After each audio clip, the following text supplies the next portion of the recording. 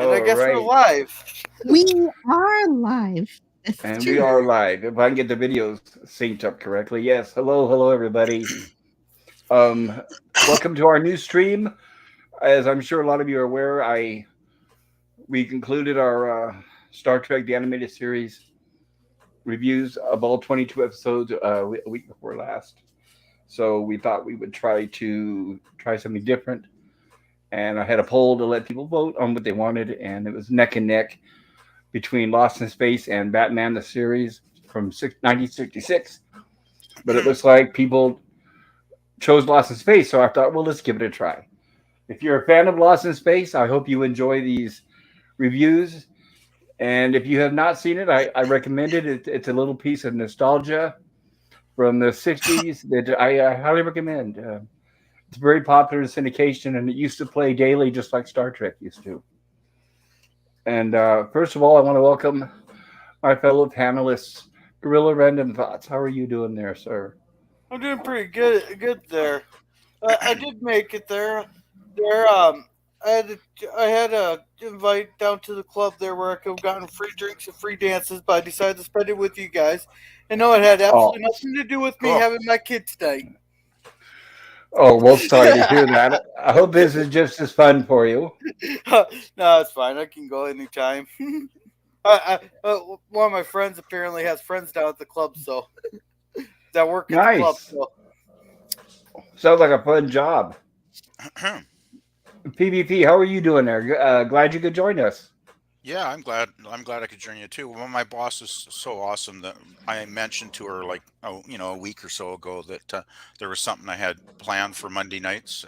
So if I could get off work at 5, which she was like, okay, that's fine.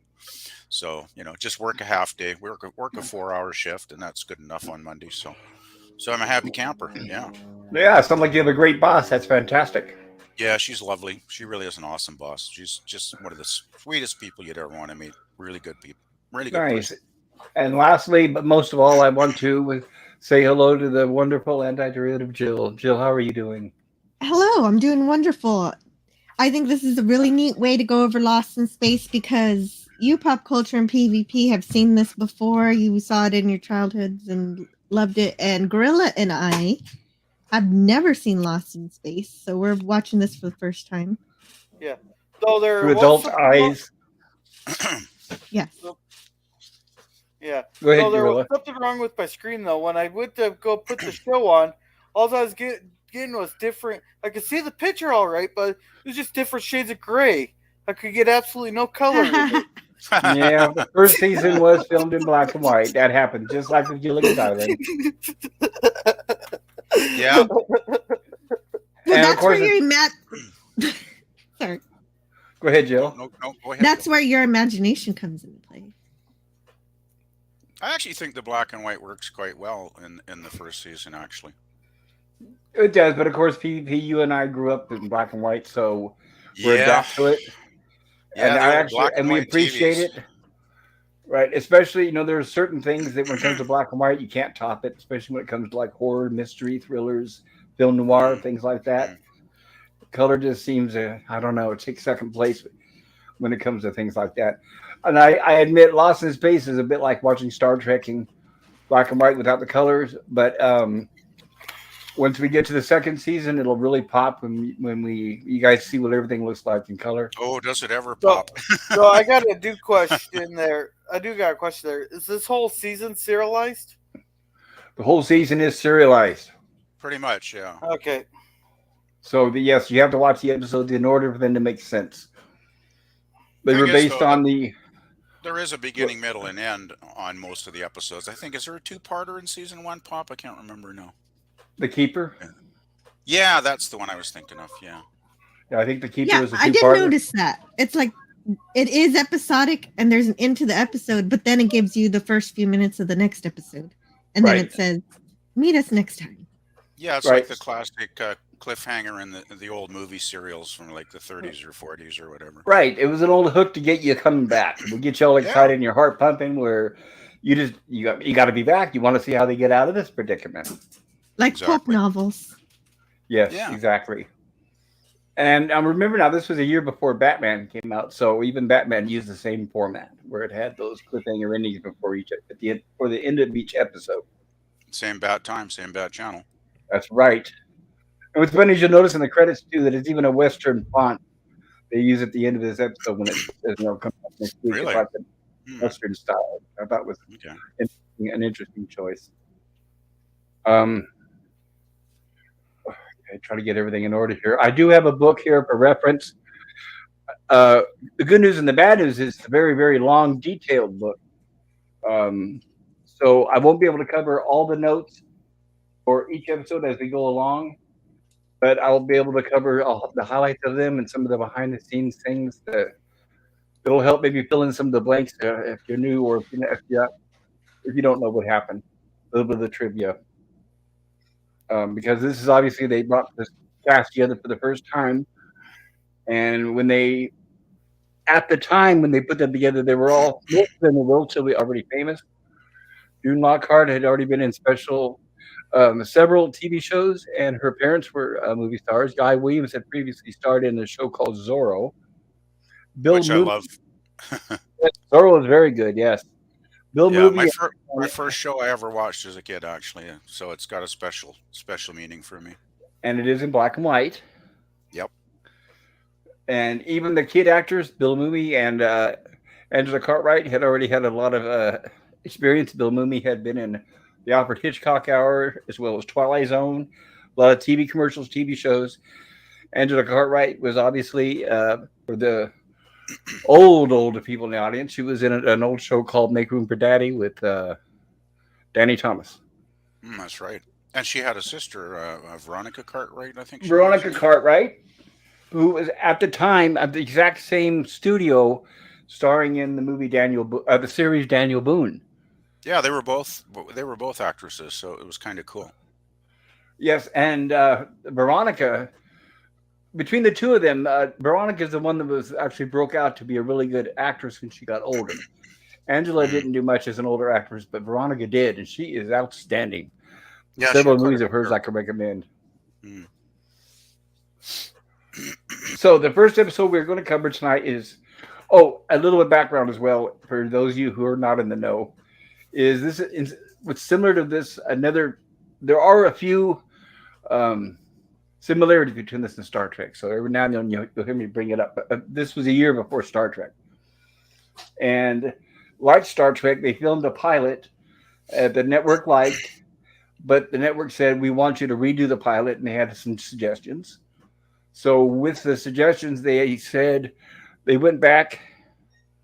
And as they were reviewing it, they said, well, how are we going to continue this every week? How are we going to come up with an idea every week? And that's when one of the writers, in fact, his last name was Kristen, says we need somebody in there to make it, keep it interesting. It's kind of like a Long John Silver. So we need kind of like a benevolent bad guy, but not really a bad guy. So that's what made them come up with the idea to have Dr. Smith on there. Because originally it was the family with the mechanic or the pilot, Don West, and that was it. So the network said, we want a Dr. Smith and we want a robot. So those two were actually Dr. Smith was not in the pilot at all. Correct. In fact, the pilot was, even though the pilot was only, and we will cover the pilot here. I'm thinking maybe we'll cover it around the end of the first season. I don't want to cover it. I know with Jill's stream, for example, we did the production order, starting with the pilot. But with Lost in Space, I didn't want to because with Star Trek, as we all know, the pilot, The Cage, was later on reused for a two-parter called The Menagerie, right? Correct. But with Lost in Space, the original pilot gives, let's see, try to explain this the best way. It spoils like the first. Well, they didn't know that at the time, but they filmed the first the first episode had so many climaxes and exciting action sequences. The network said, "Look, that's an awful lot crammed into 1 hour. Can you kind of break it up?" So we will see basically a lot of chunks of that pilot in the first 4 or 5 episodes of Lost in Space. Yeah, and that's why I didn't want to show the pilot because it would really spoil the first 4 or 5 episodes. I That agree. makes sense. I was thinking the same thing when I watched the pilot. Yeah, exactly. Right. And later on, you'll note it when you do watch the pilot, you'll say, oh, I see where they kind of shot around Dr. Smith and the robot and where they added them in later and things like that. Mm. Yeah, Dr. Smith definitely feels like a built-in villain, at least in this first episode.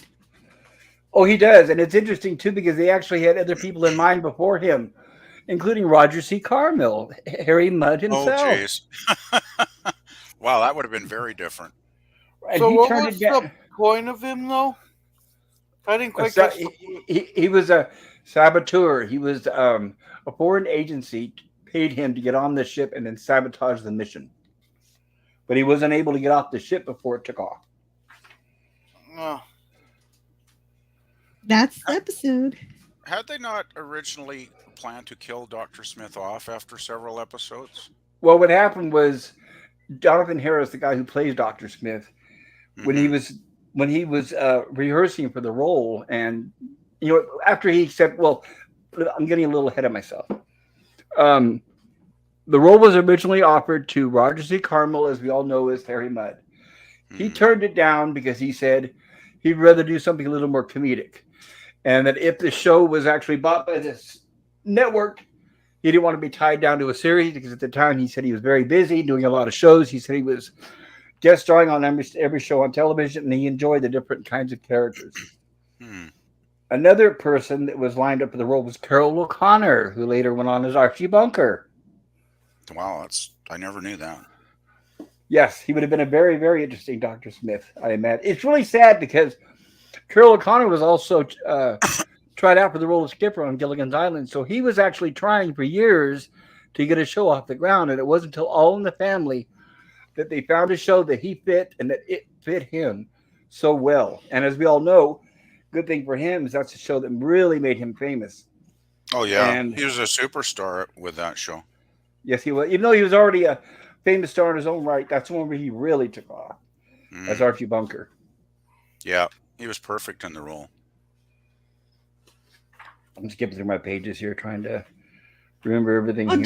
do we want to start the episode and get through the notes? I know I'm getting too much here. You're right, Jill. You're right. Well, I mean, because we could talk about the production throughout the episode. Yes, we can. Or it's your show though. You can do it. No, you are right, because I do want to, because otherwise we're going to lose viewers. They're going to be like, what is this? Oh, and before we are going to start, and I wanted to say hello to the chat. Lemon Pie we have here first. Hail Pop, hello Lemon Pie. So glad you could join us. Captain Benny says popcorn. Good to see you, Captain. I'm excited all you guys came and decided to try this show with us. And Scogly says oop. And Skogie says, LOL. Captain Finity says, there we are. And Captain Finity says, where are you, Scotty? Scotty opted out of this. Bird of Prey, Kapla. I'm so glad to see Bird of Prey here. I was hoping Bird of Prey. Kapla. Yeah, I was hoping Bird of Prey would watch this show. I know he's seen the new one. Captain Finity says, hey, look, Jill's on, so I don't need to mute. No, you don't need to mute. Lemon Pie says, hello, Pop Picker, Gorilla, Jill, and Captain. Yeah, I'm really excited about this new panel. Scotty R37 says, hello, all. So he is here. Lemon Pie says, hello, Scotty. I voted for Lost in Space as Lemon Pie. Well, thank you, Lemon Pie. Captain Vinity says Lemon Pie. And Lemon Pie says Scotty Hi. We got a lot of chat already. Thank you for reminding me.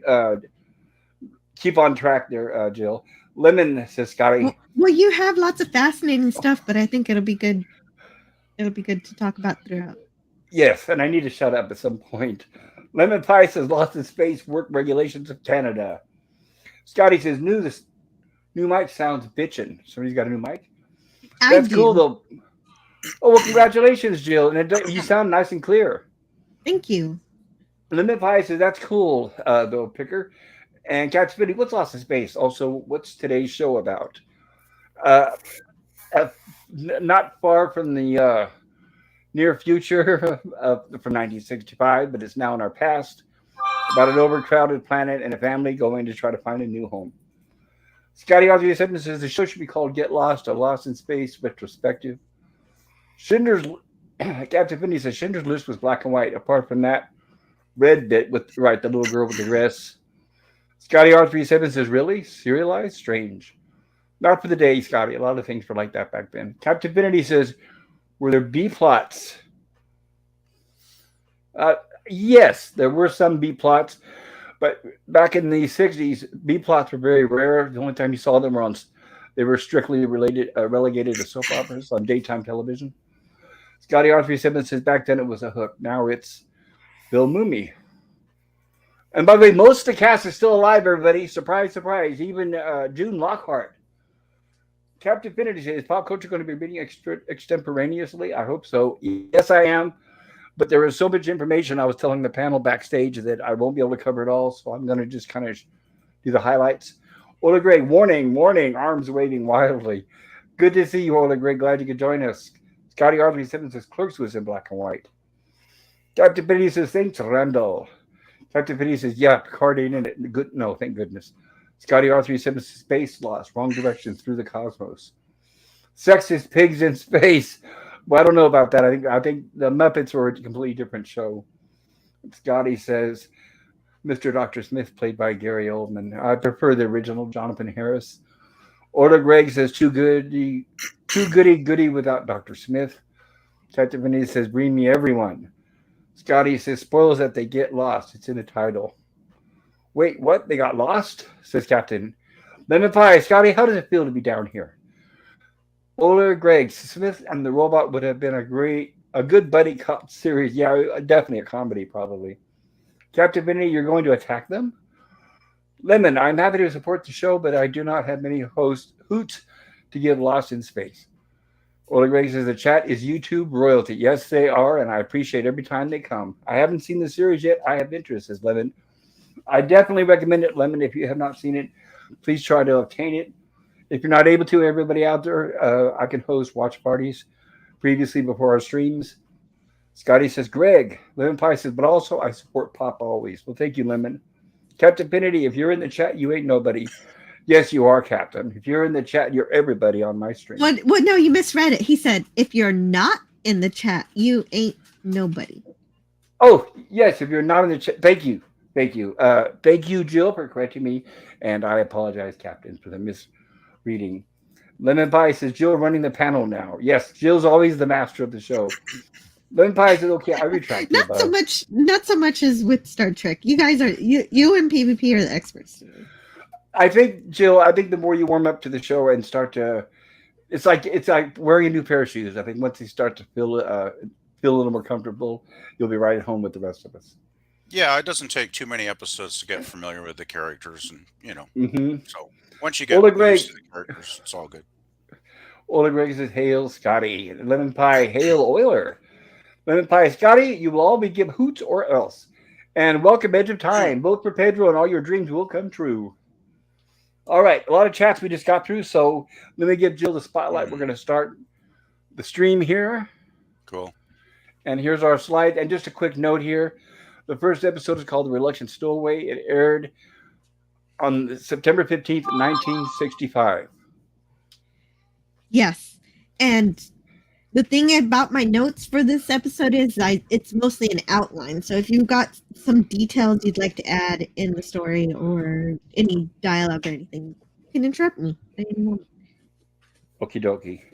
And I can already tell the show has a lot of imagination in it. And this episode was written by S. Bar David, who will later go on to write it for Star Trek. The episodes The Galileo 7 and Dagger of the Mind. Yes. It was directed by Tony Leader. And although written in 1965, the show is set in the future of 1997. October 16th, the Thursday. The episode begins at Alpha Control, which is like Space Command Center, which is counting down the moments to the moment that Jupiter 2 takes off to send the Robinson family to Alpha Centauri.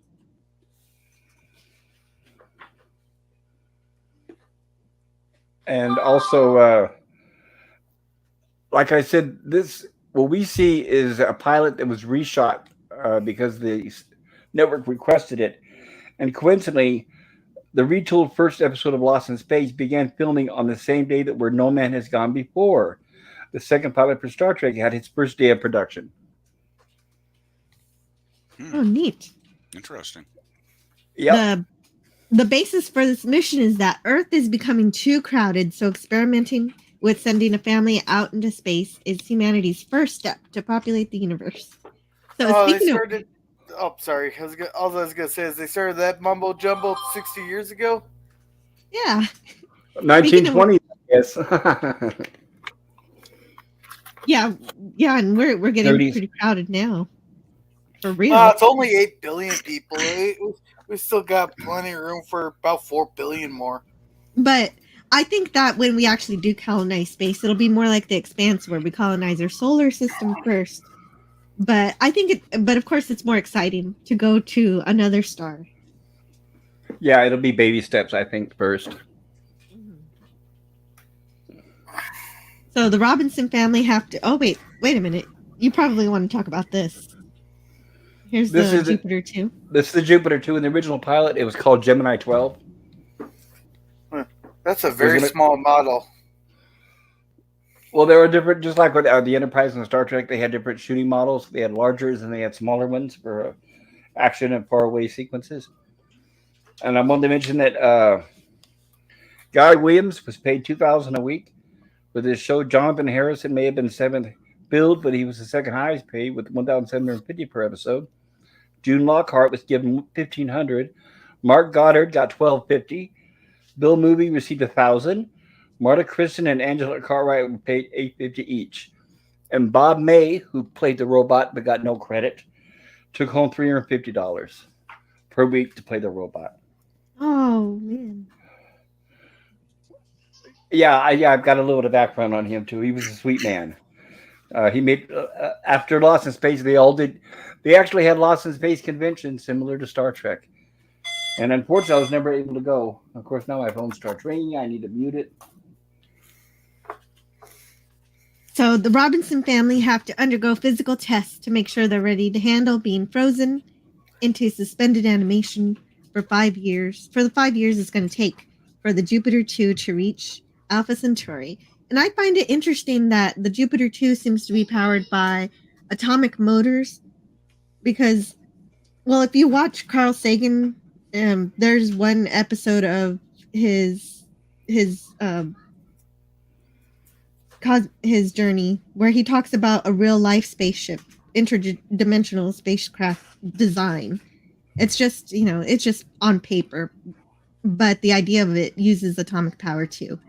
But it's something that's never been built or tested in real life because of the worldwide agreement to not use nuclear power in space. Yeah.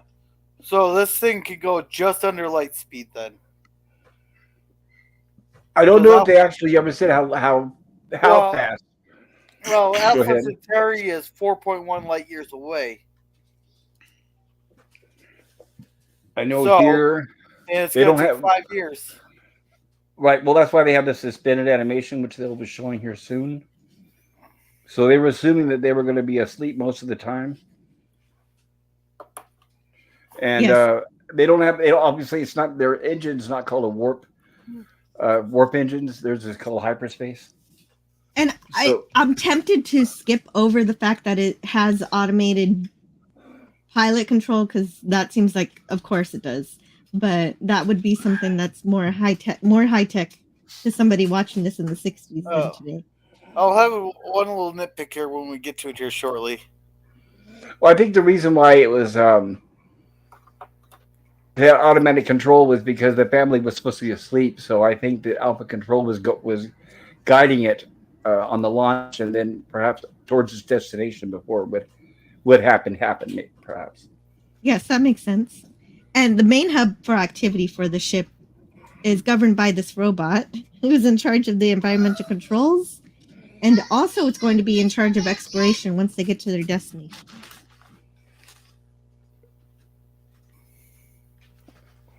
And just a quick note, too, is the robot was designed by the same gentleman who designed Robbie the Robot from Forbidden Planet. So you notice there are similarities. And this Absolutely. robot... Yes, and the robot was very expensive at the time to build. I believe it was about, in the 1960s dollars, about $100,000, which was almost enough to pay for an episode in itself. The network was very wary about putting that money into the show because they had already fit so much on the pilot. but they knew that that would help sell the show, and I'm glad they made that decision. Footage utilized from the original pilot included most of the sequences from the Alpha Control Center, plus shots of the freezing tubes being activated, and the optical effects which accompanied them. Liftoff, also saving the cost of an optical effect for this episode, and the meteor storm, without trying to ruin too much of the pilot. Okay, Jill, did you have anything Well, else you wanted to add? yeah, sure. Well, someone has snuck aboard. So this is Dr. Smith. He's snuck aboard to reprogram the robot to destroy the ship 8 hours after launch. So he's going to have robot destroy the inertial guidance system, the radio transmitter, and the cabin pressure control system. Right, and that shot where he pulls out of the inside that sleeping chamber inside the cabinet, the actor right there, that's not actually Jonathan Harris. He had acute claustrophobia, so he refused to get inside there. So what you see there is a double with a mask on trying to look like him. So when he pulls out of there, it's the double. Camera cuts to a close-up of him, and then it's him sitting up in the chair. Go ahead, Jill. Oh, good thing he wasn't in Star Trek, because you got more opportunities for getting in small spaces. Should we catch up on the chat real quick? Yeah, Gorilla, if you could help me out with that, I'd really appreciate it. Okay. So, Edge of Time, did you read this one? Edge of Time, vote for Pedro and all your dreams will come true. Yes, that's where we just left off. Yeah. Shoes, according to Captain Infinity. Euler Greg says, modern size TV screen. Kirk says, I am number 130. Euler Greg says, the sexual revolution made people think the future will be overcrowded very soon. Well, the reason the sexual revolution came around is that's the time the pill came around. The idea of overpopulation goes way back, even back to H.G. Wells, his story, Things to Come. So it's kind of been tossed around, bandied about for a while. All right, Lemon Pie says, it's more common, actually, that nations are realizing they need higher fertility rates. At least among developed nations, but I disagree. Digress. Yeah, okay. Yeah, the more developed the country is, the lower the fertility rate is. And I have to state that now, over the last couple of years, with what's been going on, our fertility rates have actually been dropping, and the population has been dropping at record levels. Yeah. Euler Greg says, the future is rarely what is predicted by most people, Lemon. That is Lemon so says, true. So you were saying that Dr. Smith was added into this episode later?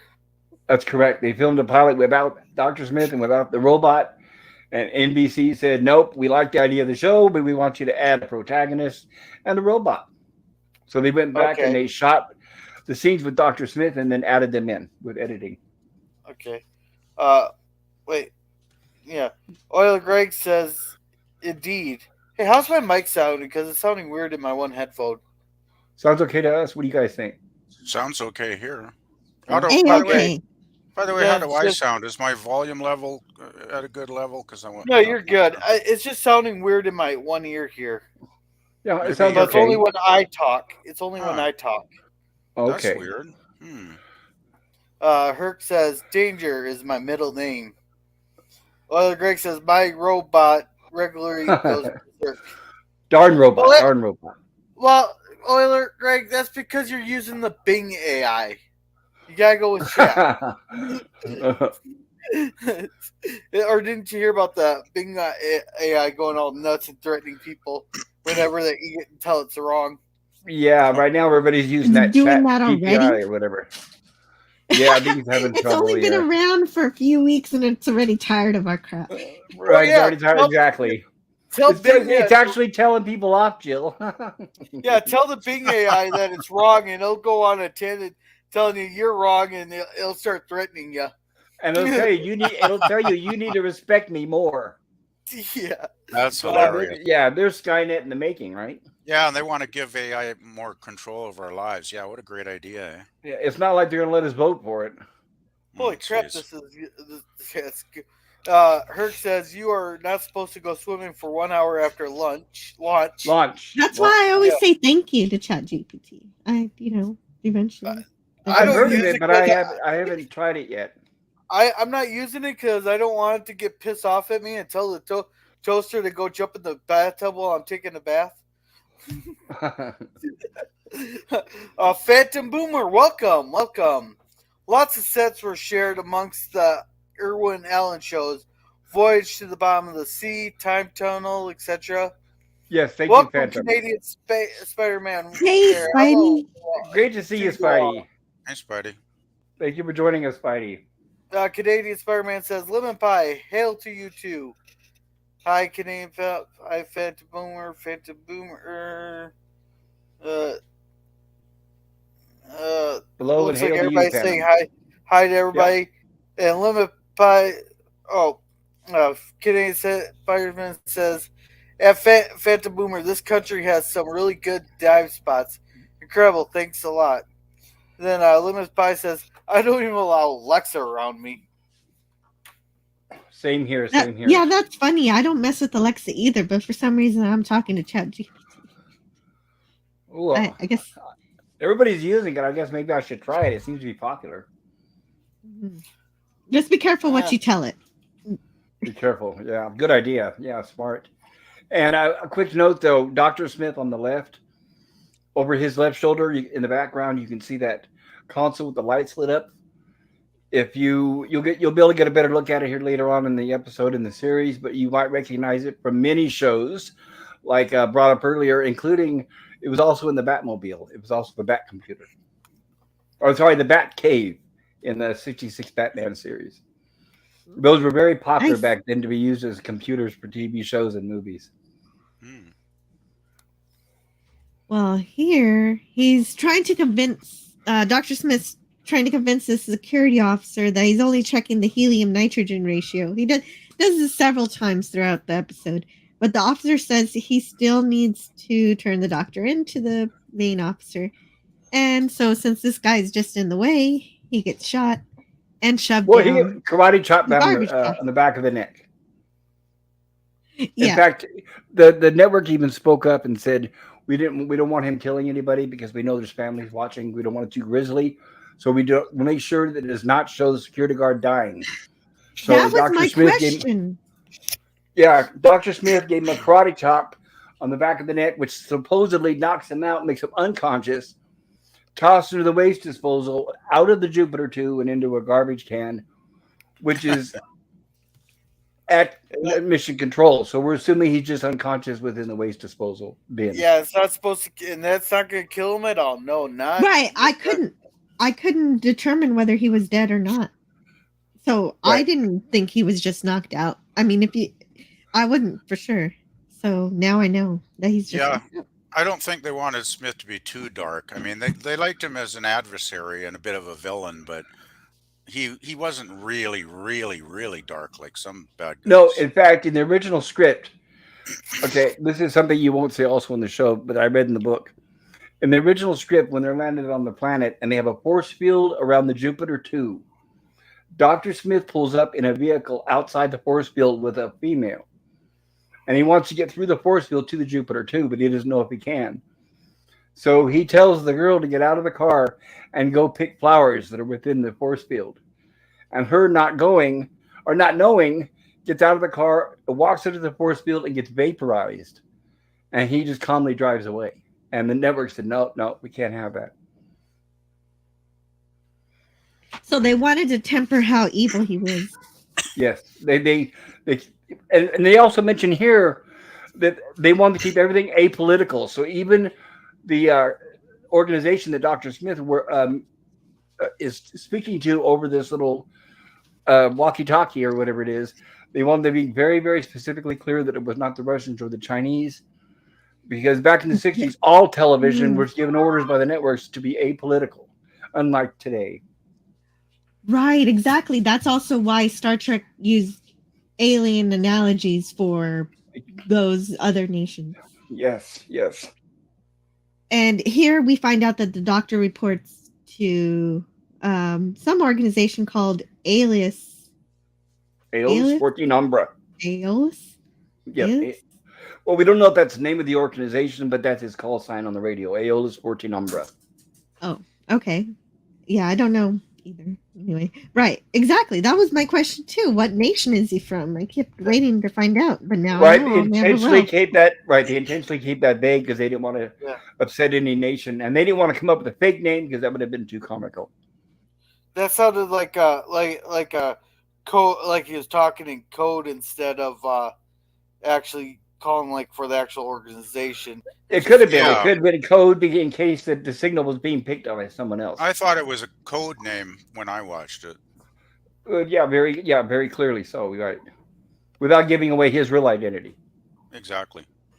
And our opening credits. And this is why I haven't made the intro for this show yet, because the opening credits are animated, and I try to make the intros to match the shows, and I don't know how to do animation like this.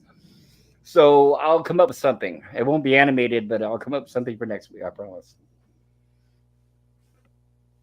Yeah, these are the opening credits. And he was the special guest star. Oh, yeah, and yeah, let me mention that, because you kind of brought that up, PvP. Jonathan Harris, when he took on the role, he thought, well, with this kind of role, they're just going to kill me off in the first 3 or 4 episodes. Actually, he said 5 or 6. And he said they're just going to kill me off. So he started slowly adding the character humor and kind of like sly wit, like a mustache twirling victim, a mustache twirling bad guy. And the network and producer Irwin Allen started liking that, and that's what got him more and more roles. He went to Irwin Allen's office and said, I want to have a special headline called Special Guest Star. And Irwin Allen said, no, nobody does that on network television. And then Jonathan Harris said, well, then I won't be on your show. And then a day later, he got called back to Irwin Allen's office, and Irwin Allen said, okay, you can be special guest star. So that's why he got that headline there. So Jonathan Harris stood his ground, and he was smart doing so. That's how he got paid more than the rest, and that's how he got the special guest star credit. And by the way, regardless of how he sounds, when you watch him and listen to him, he's from the Bronx. And he hated his Bronx accent, and that's why he developed the British sort of style accent. He was a kid, he would go to the movies and watch British movies and try to mock them. He definitely sounds kind of British to my ears, yeah. Right, but even though in real life he was from the Bronx. That's interesting. Him and his wife. And by the way, he's straight. Oh. He was straight, and he had a wife, and they were both from the Bronx. But she loved his accent so much, she began talking to her like him as well. That's incredible. That's funny. So the family finishes their physicals, and it turns out that their doctor is also Dr. Smith. Coincidentally. This happened. This happened that way. And by the way, all of these cast for the 1998 movie, unfortunately written and produced by Akiva Goldsman.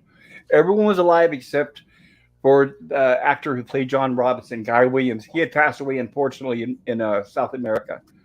So all of them read the script, but Jonathan Harris and Bill Mooney are the only ones that stood the ground and said, this is crap. This is not what the Robinsons would do. This is not Lost in Space. We refuse to do the roles. So that's why in the 98 movie, you'll see cameos from the rest of the cast, but not Smith or Will Robinson, I guess you could say. All right, go ahead, Jill. Sorry. Well, that's okay. Akiva Goldsmith strikes again, unfortunately. It sounds like. Again and I again never and saw again. that He movie, keeps failing upwards, right? Everything he touches. I mean, I guess he's perfect for Secret Hideout. Yes. So, going along with the family is the pilot of the ship, Major Donald West. But with the automatic guidance system, he says that if he has to pilot, then they know they're in trouble. Yeah, which is a little bit, foreshadowing. Yes, it is. And the president makes a speech about the enormous importance of the mission. You know, it's kind of nice that back then they had hopes that people would, everybody kind of stopped to listen to what the president was versus like who the president is. It's the president. People stopped and listened to what he had to say. That's Right, actually kind of refreshing. right, and now nobody does. Right, when there's a State of the Union address, nobody's around to listen to it. Nobody cares. It's probably on YouTube. I don't even think they broadcast on national television anymore. No, I did a drinking game there, and I was drunk after 10 minutes. Oh, there you go. That's the only way That's to tolerate dangerous. it.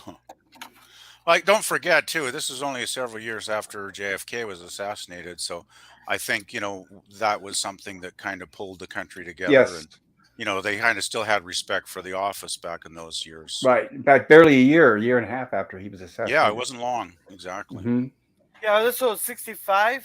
Yep. 65. Yes. Yeah, so yeah, and Kennedy was December 60s. 3rd of 63 Something or like November that. 3rd of 63. November. Yeah, I think it was November 63. Yeah.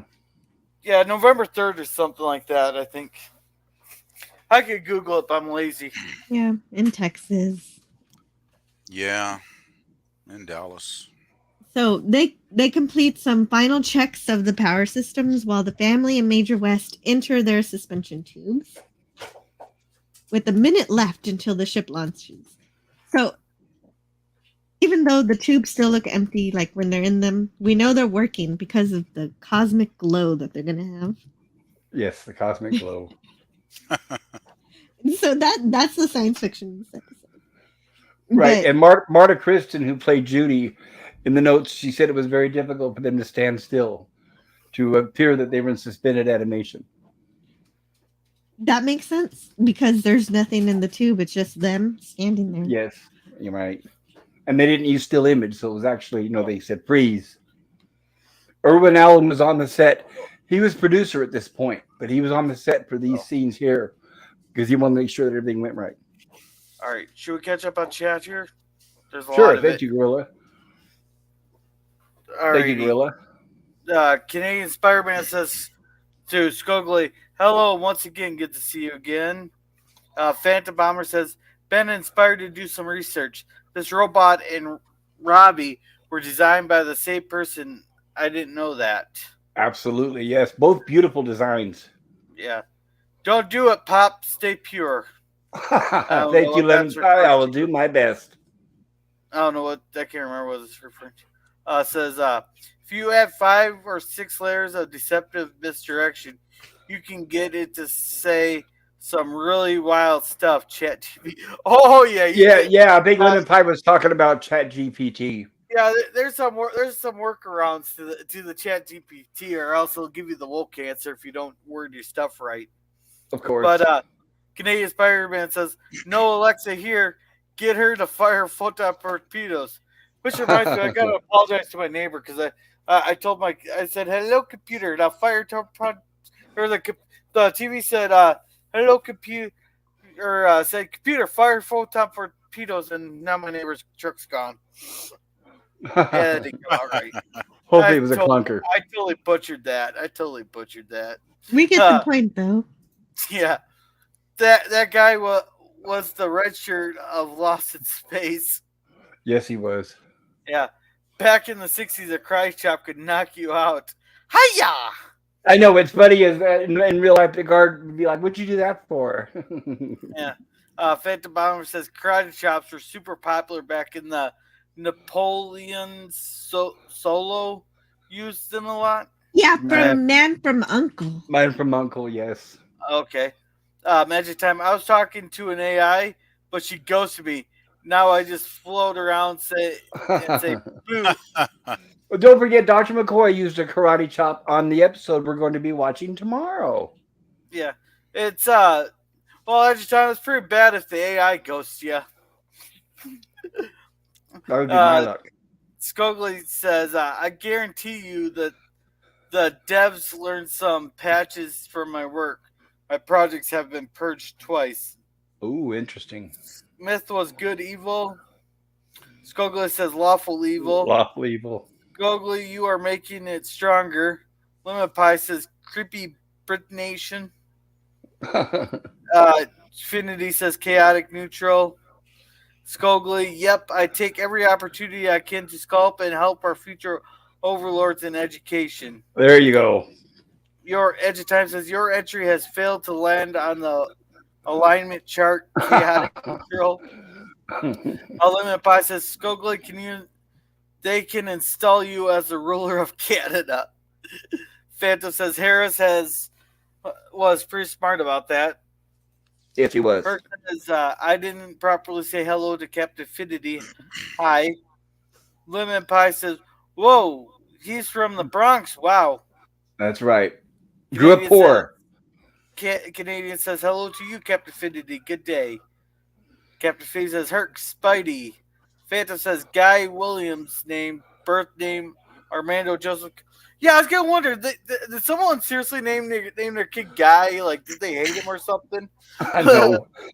Back then, a lot of time immigrants would change it to names like that because they'd feel more accepted in Hollywood. Yeah. So yeah, it is true. Right, his name is Armando Joseph Catalano, but it's true. Yeah, because his name was really Guy. I could already see what the kids would be calling him on the playground. Yeah, I know. Just like Guy from Galaxy Quest. Yeah. Yeah.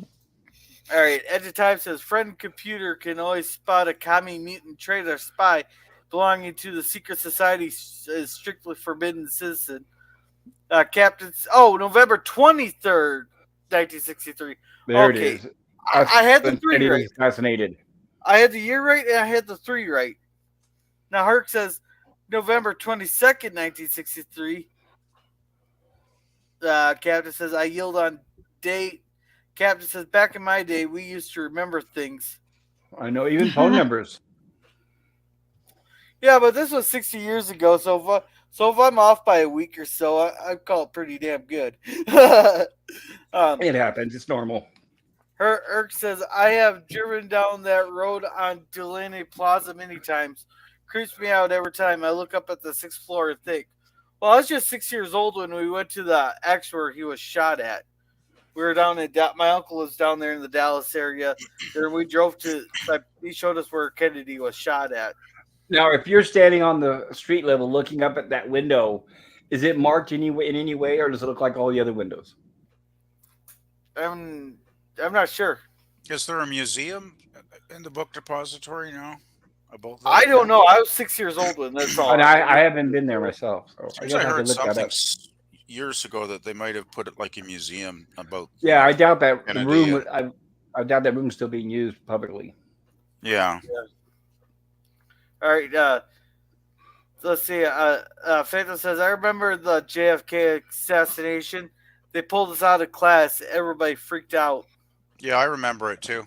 I was like, People were actually crying. Yeah, people were different back then. I remember when they had the funeral on. It was like all weekend long. They had the funeral, right? And I'll never forget it. I mean, I was probably only like 4 or something, but I still remember how powerful it was. Even as a little kid, I realized that this was a historic, event is when it would have happened. So yeah, Yep. My parents weren't even twinkles in their parents' eyes at the time this happened. Nope, you're just a baby there, Gorilla. My aunts and that were couple of my aunts were born were alive, but they were just. Let's Kids. see, my one aunt. Let's see, this was 60 years ago. So my one aunt would have been just born, and my other aunt would have been. Let's see, in 69, she was 15, helping sandbag the things. So she would have been. My oldest aunt would have been 10 years old. Oh, okay, when gotcha. that happened. Because I'm closer to Gorilla's age than y'all's. Yeah, because the only reason I know that is because in '69 when we had a major flood in town, she was helping sandbag the river. Gotcha. Well, enjoy that youth while you have it, guys. Yeah. Yeah. Phantom Boomer says, "Oh man, I had it bad for Marta Kristen. Right, that's the one that plays Judy, the blonde. Yeah, she was very beautiful. Yeah, and Edge of the Time says back to the left. I think he's talking about how Kennedy was shot.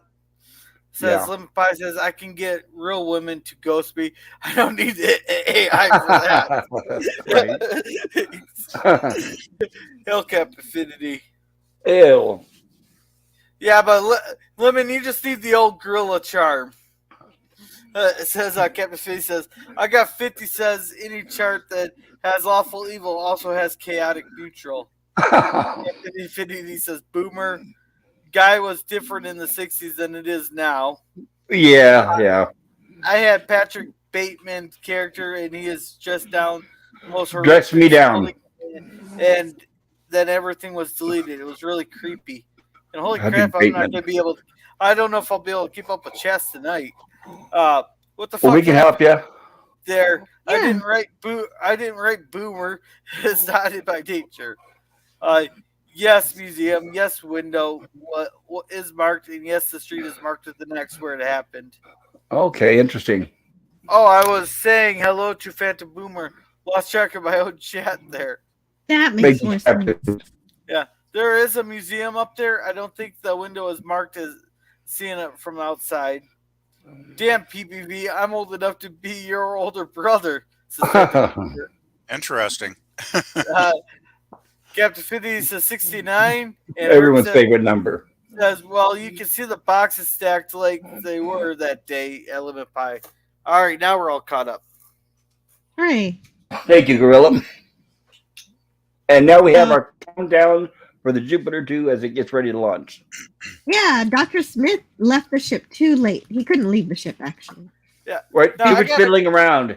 He was Yeah. trying to program the robot, and he forgot to turn the power on. As he ran back to turn the power on, the door closed, and he was sealed within. Well, I got a question. Wouldn't they have sensors inside there to say, hey, some jackass didn't get off the ship? Yes, this is exactly my problem with it. That's what I was thinking. The ship doesn't detect the change of weight at this point until later. Until later. But that's another problem I had with this is you got just being on the Jenner side, a 200-ton ship getting launched, and 200 pounds is supposed to make it so much of a difference it throws the ship off course. Well, they would. That's actually normal. Even an airplane these days can tell when there's extra weight or an extra passenger. But one thing that they didn't predict in the future, even with Star Trek, is they didn't realize that when we get to the future like now, there's cameras everywhere. So they would have had cameras aboard that ship filming live during the launch. Yeah. So according to the plot, the cameras were aboard the ship during the when everybody was saying hello and goodbye and getting ready for the launch, but then the cameras leave the ship for the launch. But of course now there are actually cameras everywhere, outside the ship, inside the ship. So that is, yes, I guess you could see that a plot. Yeah, I agree. That's a plot flaw for sure. But hey, the episode had to happen, I guess. So yeah, I don't think 200 pounds would make so much of a difference that it throw the ship so far off course that it goes straight into an asteroid field.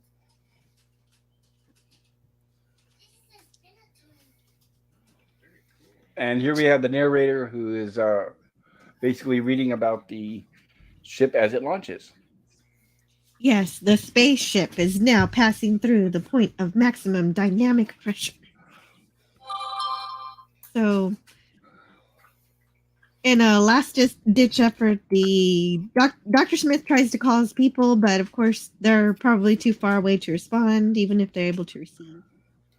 Right, and he's exhausted because he suffered through the extreme pressure of launch.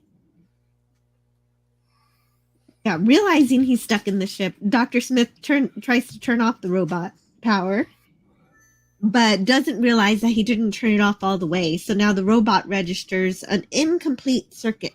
So the robot himself turns himself back on in order to avoid a failure, a short circuit issue.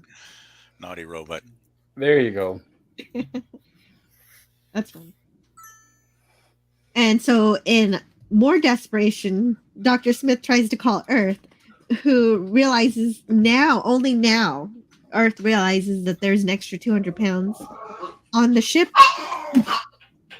that has veered the craft off course. However, Alpha Control is unable to use the controls to change course, and the course is set now to run into what they call a meteor field, but they should say meteoroid. Or else the terminology back then wasn't up to speed. It wasn't quite there, yes. And that didn't bother me. Right. That didn't bother me. And Dr. Smith, of course, gets frustrated, so he smashes the transmitter. But I just want to say meteoroid is what we call it when the rock is still in space floating around, when it's hurling through the atmosphere, through Earth's atmosphere or any planet, that's when it becomes a meteor, hence a meteor shower. And then when it smashes into the Earth, then we call it a meteorite. But it makes sense that this terminology wasn't perfected back then. Anyway, Dr. Smith's rage and fear causes a series of uncontrollable fires. Right, he's fumbling with the controls, which is the last thing you should do. He's just flipping buttons for the heck of it. Yeah, Smith is always a bit of a menace, to be quite honestly. He always seems to be getting them into trouble. Well, he's in full panic mode, and obviously he doesn't care about the ship. He was planning on sabotaging it in the first place. But yes, now that he's aboard... Yeah, he does panic quite often. Yeah, he only cares about himself, but here he realizes that he's doomed unless he wakes up the pilot. So he shoots at Major West's tube to get him out, to make him help. More things explode. More things explode. Look at the size of the fire of the console fire. Irwin Allen always insisted on more and more and more.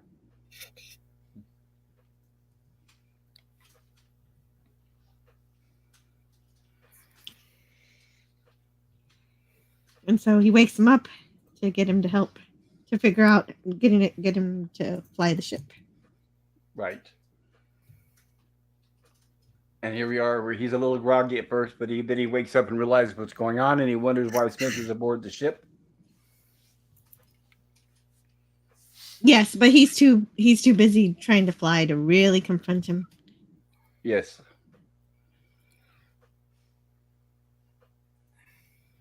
They don't know where they are. I was just going to say that's where. Oh yeah, go ahead. Well, I was going to say that's where Smith is threatening him to take him back to Earth, and then Major West explains to him that without the Robinsons, that he basically is not going to do it. So right, Sergeant Smith backs off. Well, right, since he's the pilot, he gets to decide. Yes, and without him, without him, they won't go anywhere. Right. Mm-hmm. Yeah, he wins in that one. And they don't know where they are. It seems like Dr. Smith is... I sort of destroyed communications. I'm not too sure. Yeah, that's just it. He did smash it, but they're able to use it again, so it's kind of... they are? Okay. Well, during the spacewalk. Right. Yeah. That's internal communications. It could be because of internal, but we will see it. By the way, they are able to start fixing damaged systems aboard the ship gradually throughout the series. So even the transmitter, we will see working in later episodes. Yeah. Mm-hmm. No, but you think you could wait more than 2 seconds for a response? You know, given how far they're probably from Earth. Right. Well, he didn't know how to operate the transmitter. He probably just was pushing the wrong button. So I don't think Earth even heard him, because we do get they'll cut and they'll go back to Alpha Control, and that's after all the damage has been done, and Alpha Control is not mentioned about hearing Smith calling for help. So I don't think Smith was actually transmitting at the time. That's what I'm thinking, and it makes sense that right away the Jupiter 2 would lose the ability to transmit to Alpha Control, because that's the premise of the series, is being lost. Right. If they have constant communication, then they might figure out how to. And by the way, those silver suits, I want to note they were extremely hot, and they said they were sweating immensely under them, and the women, especially June Lockhart, who plays the mother, Maureen, said that they practically sewed her into the suits, so they weren't able to even sit down.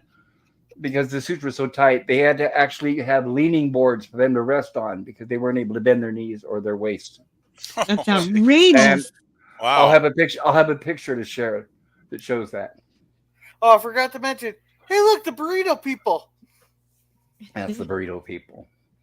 And it worked. They really insulated those suits. And they, like I said, those suits were originally designed by NASA. They were going to be using them. So they were, and then now, as we see now, those are the things they make those emergency blankets out of that look like thin aluminum foil that reflect your body heat and keep you warm. Hmm. Yeah, but you think they will have given them like breathing holes in like inconspicuous places, like underneath the armpits and stuff like that, so that they wouldn't overheat in them?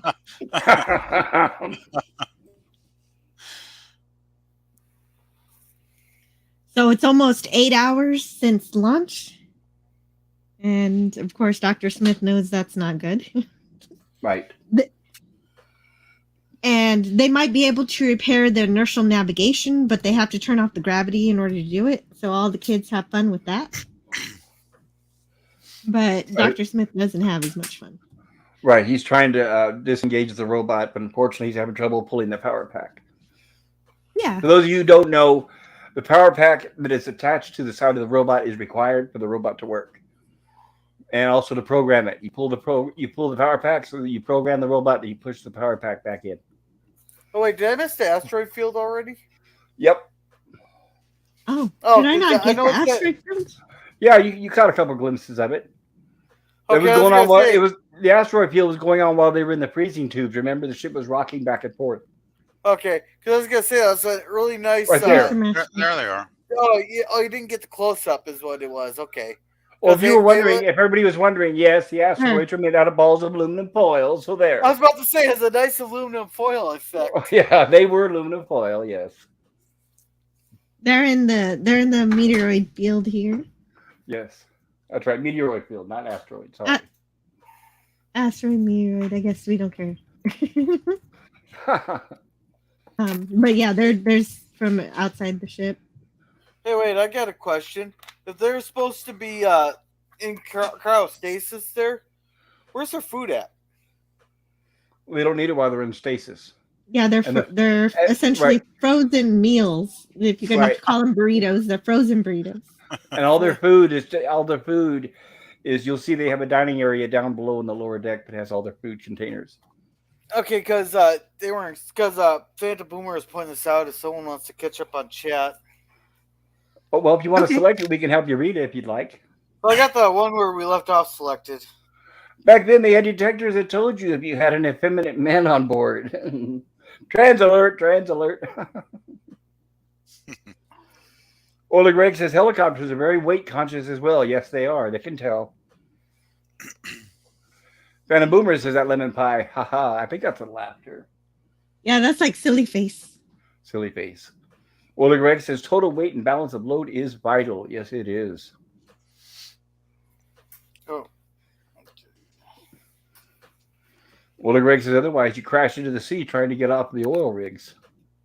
That would make sense. Phantom Boomer, Pluto was still a planet back then. Yes, it was. Oh yeah, it was even still a planet when I was a kid. It's still a Colonize planet. Pluto. I don't give a shit what they say. You can't just change the names on that thing, damn it. Hashtag justice for Pluto. Poor Pluto. And Phantom Boomer, limp wristing the controls can cause problems. Herc 130 in the chat says it is a meteorite until it is meteor wrong. That's funny. Herc 130. And Canadian Spider-Man, they are lost for sure. Yes, they are. And then Pice says Phantom, LOL. I remember Pluto t-shirt. I wear it proudly, says Phantom Boomer. Nice. Well, Greg says, I don't have furniture, just leaning boards. 8 hours since lunch. You'd be getting pretty hungry. That's it. Oh, thank you, Gorilla. So after 8 hours, the robot's all ready to destroy the systems that Dr. Smith said to destroy earlier. So Dr. Smith is trying to turn it off, or take off the power pack, when Will Robinson interrupts him. So Smith tries to distract him, telling him he can do play 3D chess.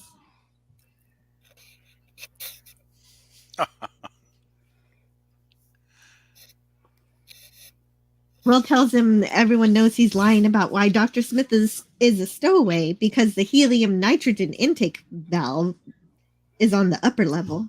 Yeah. And welcome, DVB. Hello, Hey, DDB. Glad you could join us. Yeah, But- DVD. But Smith covers himself, saying he was really talking about the emergency supply. So Yes, he's in, sneaky. sneaky guy. And in order to force the crew to try to go back to Earth, Dr. Smith tries to pretend that Will has a virus. But that really doesn't go anywhere. No, not for very long. And right here we get our direct scene where we break the fourth wall, where she talks directly to the camera. It does not happen very often in this show. Oh.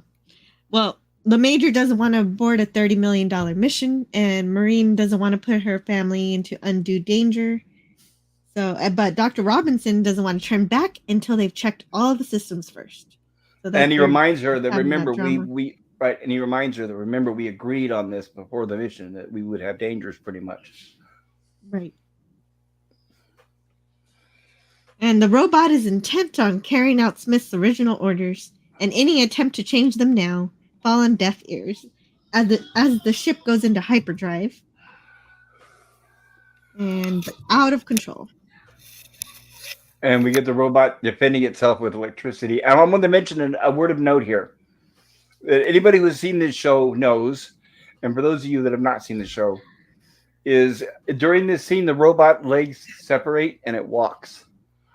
And the actor Bob May, who played the robot, was in there. And by the way, very hot in the suit. So he was in the suit wearing boots and shorts. And they did the scene where he was able to walk. It was not easy because it was very thick rubber. The legs were made out of metal and rubber. So he was able to film the scene where the robot was walking. And when they say cut and they pulled him out of the suit, his legs were covered in blood. Because him doing that, it cut up his legs because there was no cushion around the interior, which is why later it is, and that's why during this episode they say, well, we got to figure out something else. So throughout the series, we don't see him walk again. We see the legs fastened together, and he rolls forward and backward. DVB, hail pop culture! I've seen this show. I've never seen this show. It looks cool though. I recommend this DVB. Once again, for all of you who have never seen this, please try to start watching it so you can review it along with us. Let us know, and we can point you towards places where you can watch it without having to pay anything. For those of you that don't have, I don't know what streaming services it's on, but I know Gorilla has a really good website that he can share that where you can view this for free. I actually watched it on the website, Gorilla. What? I watched it on the website you mentioned, Gorilla, and it was really good quality too. So thanks. Okay. The robot is ready to take out pressure control, and then the spaceship makes sounds as if it's screeching and has tires. I think it's kind of funny. Turn those corners.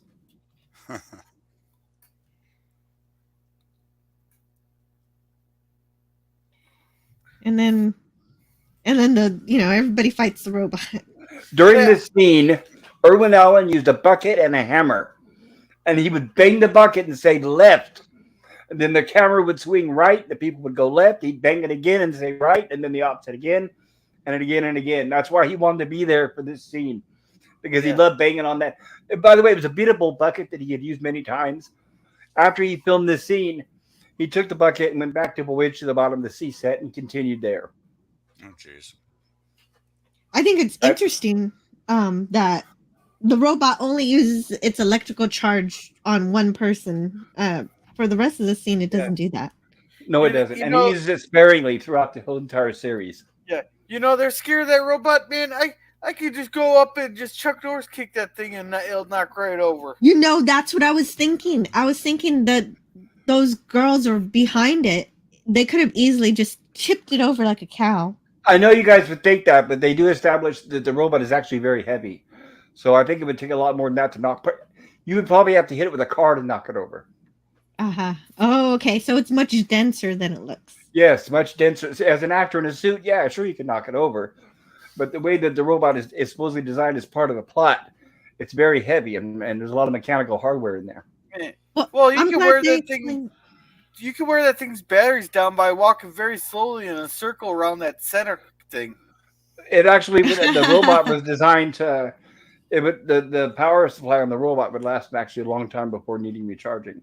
Yes, this is the sci-fi equivalent of zombies. Very slow robot. And that's another thing Bob Mace said when his legs got cut. And they said, well, we won't be doing much walking anymore. He said, that's okay. He moves so slow anyway. He really doesn't do much damage. So that was another reason why they stopped using the legs separating. And they just locked them together. Mm. And, of course, Will missed the entire thing. And he comes up and says, am I still in quarantine? Yeah. By the way, for those of you that don't know, the upper level and the lower level were shot on two different sound stages. So they were not on top of each other like they are in the show. That's just a trick of editing. Nice. And so Kind of Alpha like Control. Phantom of the Opera, right? When he comes up the trap door or whatever. What's that? You have like Phantom of the Opera when he comes up the door, ain't it? Up The elevator? trap door. Or Yeah. It's like a platform, like an elevator. Yeah. Yes, similar. And here we are cut back to Alpha Control, and they've been watching on their monitors that the Jupiter 2 has taken on damage. Yes, and also it's out of tracking range. And that's where I have the only line of dialogue that I pulled from the script for today. I'll put it in the private chat for you to read. Mr. President, status control on Jupiter 2. As of this moment, the spacecraft has passed the limits of our galaxy. It's presumed to be hopelessly lost in space. And so for me, this is the end of the episode. And what follows is the beginning of the next episode. And I will leave it to you, pop culture curator, to tell us what happens for the rest of the show. Well, this is where they decide in order to do some of the repairs, Dr. Robinson or Professor, it's kind of interchangeable, needs to do a spacewalk to get to the exterior of the ship and repair it from the outside. There's a little bit of discussion on who's going to go out there, but they decide Major West needs to stay inside because if anyone needs to pilot that ship, they need him the most. He's very crucial to the mission. So they do recommend Dr. Smith, but Dr. Smith, I wouldn't trust Dr. Smith anyway, but at first they recommend Dr. Smith, but of course he has another excuse that he has a weak heart. So that's when Professor Robinson decides that he'll go out and do the spacewalk himself. And here he has of course, he has a tow line to keep him attached to the ship because we don't want him drifting off into space. He also has a rocket gun, but you can't have drama without a tow link that seems to be tearing apart. And there it snaps. And unfortunately, Professor Robinson is floating away from the Jupiter 2, unable to, and he also loses his rocket gun, so he's not able to propel himself back towards the ship. But I do think these shots look lovely. Yes, it's all blue screen and wire work. And by the way, the actors loved it. They said it was a blast doing all the wire work, and especially the kids, they loved it. It does look very cool. I mean, it's very, very well done. Star Trek, there was a couple times throughout the production where they were going to do the same thing and they decided no, not because of it looked silly, but they said the cost and for the production and the setup, it would slow down production. Wow. Yeah. So here's by the time. Oh, sorry. ahead. I was gonna say by the time these two get done bickering, it'll be long gone. I know. Well, the good thing is, and anybody that knows space, and that is, if the ship is moving at a certain velocity, anything that comes from that ship should be staying at the same velocity. So it'll stay within the range of the ship, but it will drift away from the ship is something that there's probably not much control over. So it's kind of iffy, but yeah, it's still dangerous. But this is where Dr. Smith is coming up with the excuse about the heart and that he refuses to go out there. So Major West volunteers. There he is as the heart at my age. And then that's where brave Mrs. Robinson, Maureen, decides that she'll mount up and go out and save her husband. Yeah, screw it. If you two men can't stop bickering, I'll just do it myself. Right. Right. The modern day equivalent of a pissing contest, I guess, right? Yeah. And of course, Dr. Smith with the heart excuse. That's just one of many we'll see throughout the series. And Maureen Robinson goes out into the hatch, and she shoots a rescue line towards Professor Robinson for him to grab onto. And unfortunately, it misses him by a foot or so, a couple of feet, and he's not able to grab it. So it's at this point where we get our frozen screen and our cliffhanger for next week's episode. To be continued next week, same time, same channel. And remember, this was a year before Batman. And that's what I meant by the font looking like something from a Western show. Mm. Yeah, Batman must have stole that line. Yes. And also, I wanted to mention that all the images you see in the show were not painted or drawn. They were actually astronomical photographs gotten from California Institute of Technology.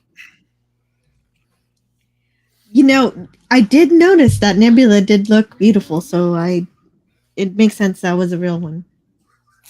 Yeah, I'm glad they did. I was trying to figure out which one it was, but I couldn't.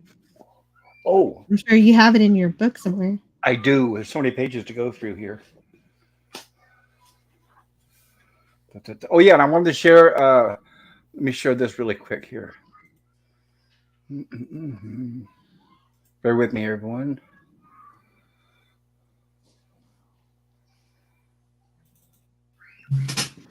Okay, here we go. This is this will be a during a shooting. It'll be them resting inside those silver suits. And there we go. And then you'll see Billy movie on the left and on the resting board. So that's what I meant by they weren't able to bend their knees or their waists. Wow. So I guess at some point, like there, Marta Kristen has her legs stretched out. But in the notes too, Angela Cartwright, who plays Penny, said those. That's where she said the suits were very, very hot.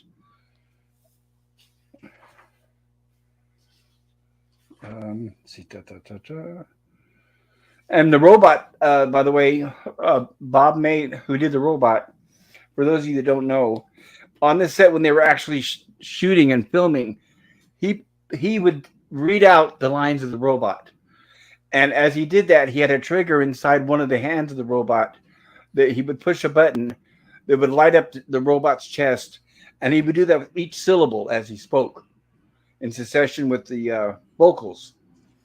And he did not know that they were going to dub his voice over with the great Dick Tufeld, who's also the narrator of the TV show. So it wasn't until the show actually broadcast and aired when Bob May was home with his wife, they realized, oh my goodness, they dubbed over my voice. And at first he was disappointed, but then he realized, hey, they did the same thing with West Side Story and many famous actors and actresses.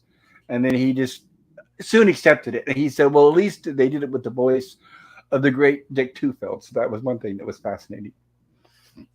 Was he able to talk to him to tell him what he was doing in sync to get him in sync with the light? Nope. No. Excuse me. Oh, that's fine. Sorry, I had to drink some pineapple juice. No, what happened was the announcer, Dick Tufeld, came in after shooting was over. And he was able, by watching the show on a monitor, and he was looping the voice, he was going by the flashes on the chest. So he said it took a little bit of practice, but he was able to sync his voice with the robot. So that's why it helped that he had that. I just had to drink some pineapple juice. But that's why it helped that he had that flashing light on the chest. Because just like us, Dick Tufeld was watching it on a TV screen. And that's how he was able to loop his voice over. There's like 25 pages of notes, so I'm trying to just show the highlights. Oh, also another thing is, this was John Williams. If anybody recognized that name, the composer, the music composer, Johnny Williams. Right. At the time, he was only 33 when he wrote and conducted the orchestra for Lost in Space, as well as the favorite score for this first episode. He had already composed the theme music for other shows, a co-op premiere, and Crap Suspense Theater, and some others. His association with Irwin Allen began here, and Williams would return to compose the title themes for The Time Tunnel, Land of the Giants, and the second main title theme for Lost in Space for its third season. He also scored Allen's 1970s feature films The Poseidon Adventure and The Towering Inferno. And he had already achieved great success at a very young age, but working for Allen proved to be the luckiest of breaks. For it was fans of Allen's 1960 sci-fi series, such as Steven Spielberg and George Lucas, who gave Williams the opportunity to achieve even greater fame. On the horizon for Williams, the scores for Close Encounters of the Third Kind, Superman, The Empire Strikes Back, Return of the Lost Ark, Return of the Jedi, Indiana Jones, The Temple of Doom, Jurassic Park, and countless others. Williams won many awards in the future as well, including Oscars for his work on Fiddler on the Roof, Jaws, Star Wars, E.T. the Extraterrestrial, and Schindler's List. And I think from what I read, I think Schindler's List was his last Oscar. And and that's another thing too. Is as we all know, with Star Trek, Alexander Courage did the main titles, and then Gerald Reed and the other writers who did some of the interludes and some of the other music within the series. But this was straight up all John Williams doing all the music. And Yeah, he called it's pretty great. I do like the music. It's nice. And it gets even better. Wait till you hear the when we get to the third season. It's fantastic. It's one of the best television themes in existence. Yeah, I really like the third season theme. It's pretty awesome. Yes, the scene where the kids were floating around weightless. John Williams particularly loved that theme, and he called it the Weightless Waltz, and they used it many times throughout the series. Yeah, his And here, music is really good. It's very very dramatic, very atmospheric. like it's lighthearted, like when the kids are doing the weightless, and sometimes it's whimsical when there's comedy, but it's also very heart pounding when there's action and special effects. So he's got that excellent range there. Yep, exactly. And I found the notes regarding the looping of the voice of the robot. No. Dick Tufeld recounted, "I was never on the set. They made loops of Bobby May's voice tracks. They brought me into the dubbing stage, and I had to sync to his voice tracks. He was inside the robot suit pressing a button which activated a light in the robot's head. He would press the button for every syllable, so when I was in sync with him, I was in sync with the light." And here it is, Bob May. Sorry to repeat myself, but here's more detail. I was having to find it in the book. Bob May remembered how he felt when he first realized that his voice would not be heard in the series as the robot. Remarkably, even though he had never been properly mic'd on the set to be clearly heard during his lines, nor had he been brought in to loop the lines during post-production, he nonetheless expected to hear his voice emit from the robot in the broadcast episodes. Reality sunk in as he watched The Reluctant Stowaway. He said, "I'm like, whoa, what is this?" Irwin did not said anything to me, and it was almost like you weren't good enough, I was thinking. And then I started to think of people like Natalie Wood, who was in West Side Story, and two different voices singing for her. And you go down through the history of motion pictures, and you realize this is not a bad thing. So when I pulled myself together, my wife stuck a few pins in me. I realized, hey, that's okay. Do your job, develop it as high as you possibly can, and feel fortunate that they brought in somebody as good as Dick Tufeld. Dick was the man, and he was great, and he added to the character, which I completely agree with. Yeah, I agree too. The robot voice was always cool. The And B9. Dick Tufeld did the long life. He had a lot of. Here's what's extremely interesting is, for many years, if you had the money, you could buy a fully life-size operational robot. It didn't move around, but the lights would flash, the things would move inside, and you could hire Dick Tufeld to record lines for it, and he was available for that. So some very lucky, rich individuals actually have customized full operational robots in their homes. I remember at one point I read where somebody paid about $8,000 for him to do the voicing of the robot that they had purchased. Wow. That's what happens when you have rich parents, huh? That's a fancy toy. Yeah. Well, yeah, it is. Boys and their toys, those collectors, But hey, the Jonathan, robot's name, by the way, was the B9 for anybody that doesn't know that. B/9. Yeah, I was always hilarious because he was the environmental control robot, and he was kind of benign. So benign made total sense because he was a very nice robot most of the time. Well, we don't see that yet, right? Well, yeah, Doctor Smith kind of messes them up in the first episode. He's a little sinister. We find out that's because of Mhm. Dr. Smith. Yeah. Or my throat really starts getting dry. I apologize, everybody. No, that's okay. Um, is there any question anybody has or any chat we need to get caught up on? We have some chat, but I really like hearing from that book. And Okay, here's something. June Lockhart, who played Maureen Robinson, remembered the elevator from the top deck actually went right down into the ground. Guy joked that it would be a good place for a wine cellar. So I had our special effects man build some shelves down there. We convinced Guy to go down and have a look, and he found a couple of bottles of wine we had placed on a shelf next to a sign reading John Robinson. that's cute. And by the way, regardless of what the special effects looked like, this wasn't a very expensive show at the time. It was very groundbreaking. He had to get extra permission to film the episodes. It was actually more expensive than Star Trek at first. Right, because they used the blue screen, like you said. Blue screen, and like I said, the robot alone, that would have paid for almost an episode of Star Trek. And Jonathan Harris noted, of course, when I joined the cast, we had already shot the pilot. I was the new boy. Always had a bit nerve-wracking. However, all went well until I had to run in with Tony Lee, the director. Harris was not comfortable getting into the enclosed compartment containing the hidden acceleration couch. The script identified it as a womb couch. Harris insisted to stand into the stunt. He later related there was one scene where I had to be in a coffin-like structure under a counter. And then he pulled out. Well, I'm terribly claustrophobic, and I just couldn't do that. I would have walked before I did that. And the director said, you have to be in the coffin. Well, there's time for that later on, right? So, of course, he called Irwin Allen on the set. On the phone, Irwin came down to the set and said, what's the problem? Sounds just like the notes from Star Trek. What's the problem? And I said, he wants me to do that, and I cannot do that. I cannot. And he said, you have claustrophobia about that?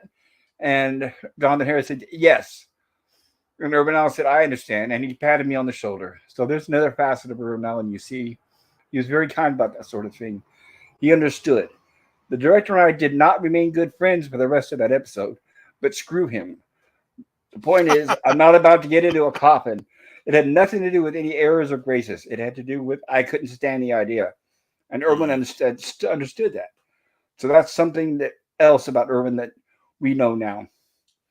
So a double for Harris wearing a mask to better resemble the actor was put into the crash seat that retracted into the cabinet.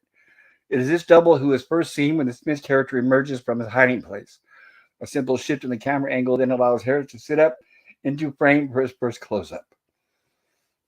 During that visit to the set and while watching Dr. Smith make his entrance into the episode, Allen was particularly impressed. Harris said, I remember a close headshot that I did quite calm and deadly, as indicated in the script. Irwin applauded and said, that face! What a great face! Ha! Because of the compliment, Harris immediately saw that there was a downside to his wonderfully sinister face, he stated.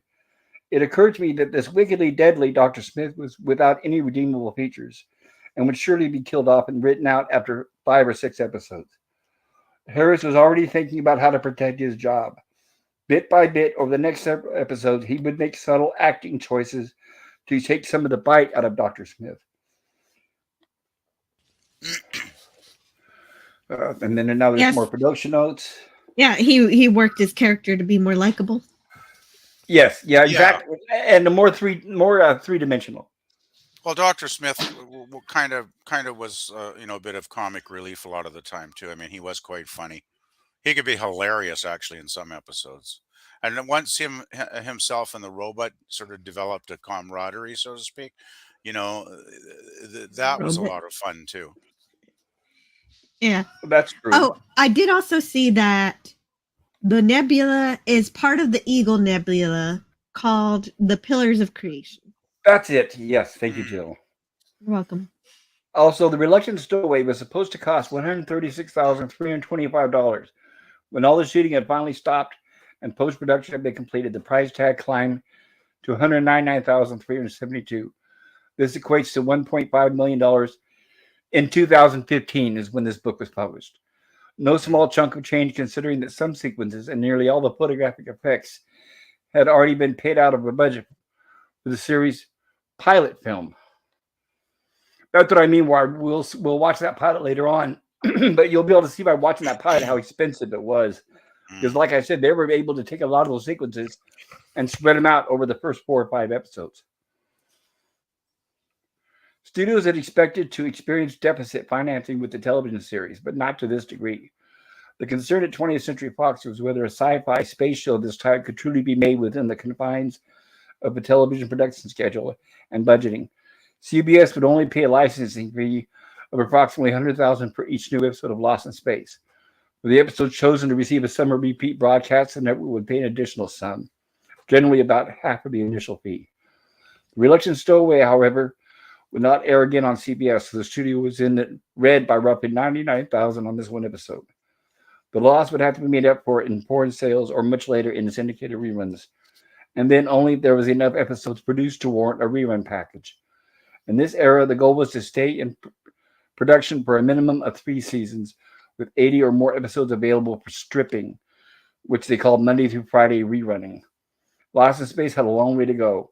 If each episode added to the studio deficit by $99,000, 20th Century Fox would have to pull the plug on this risky venture. Despite the cost, Irwin Allen felt Lost in Space had an excellent kickoff episode. Now, if only he could get Shimon Winselberg to see that way. Winselberg recalled, "To persuade me to leave my name on the episode, he arranged a screening for me. After it was over, he said, 'Well, what do you think?' I said, 'I think it's a terrific show, but I still want my name on it.' So he ended up changing Simon Winselberg to L.B. Abbott. So you'll see L.B. Abbott in the production notes. Oh, sorry, and that further explains why they spread out all the special effects, because you gotta use them sparingly because we spent all this money. Right. Winselberg, after removing his name from the premiere episode, Simon Winselberg said, "Irwin got his revenge in a wonderful way. When the show aired, it got a rave review in the New York Times, which nobody expected.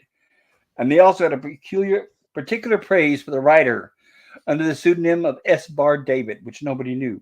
So he took that review and published full-page ads in the trade papers praising S. Bar David. And I thought that was a very elegant way to get revenge. So what happened was Simon Winselberg changed his name to S. Bar David as a pseudonym without realizing that the show was actually going to be a success and that this S. Bar David, the pseudonym name, would be highlighted in the newspapers as getting a lot of credit for the show.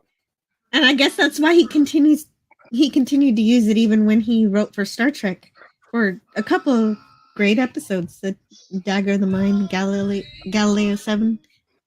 Right, which actually were very, very good episodes as well. They were. The New York Times. Yeah. No, it was a very good introduction, I think, and very. I think it was a good hook to get you interested in and want to come back to the second episode. And I sorely wish shows these days were written this well. The New York Times came out on September 16th, the morning after the premiere. The critique was also syndicated to other newspapers, including West Virginia's Morningtown Post. They wrote, "The Perils of Pauline," by the way, that's a very famous serial from the 1930s and 40s, with a woman protagonist, and a lot of that was borrowed heavily for Indiana Jones. "The Perils of Pauline have been put into a split-level space saucer, and Lost in Space is a surefire winner for young viewers and probably will amuse senior devotees of science fiction.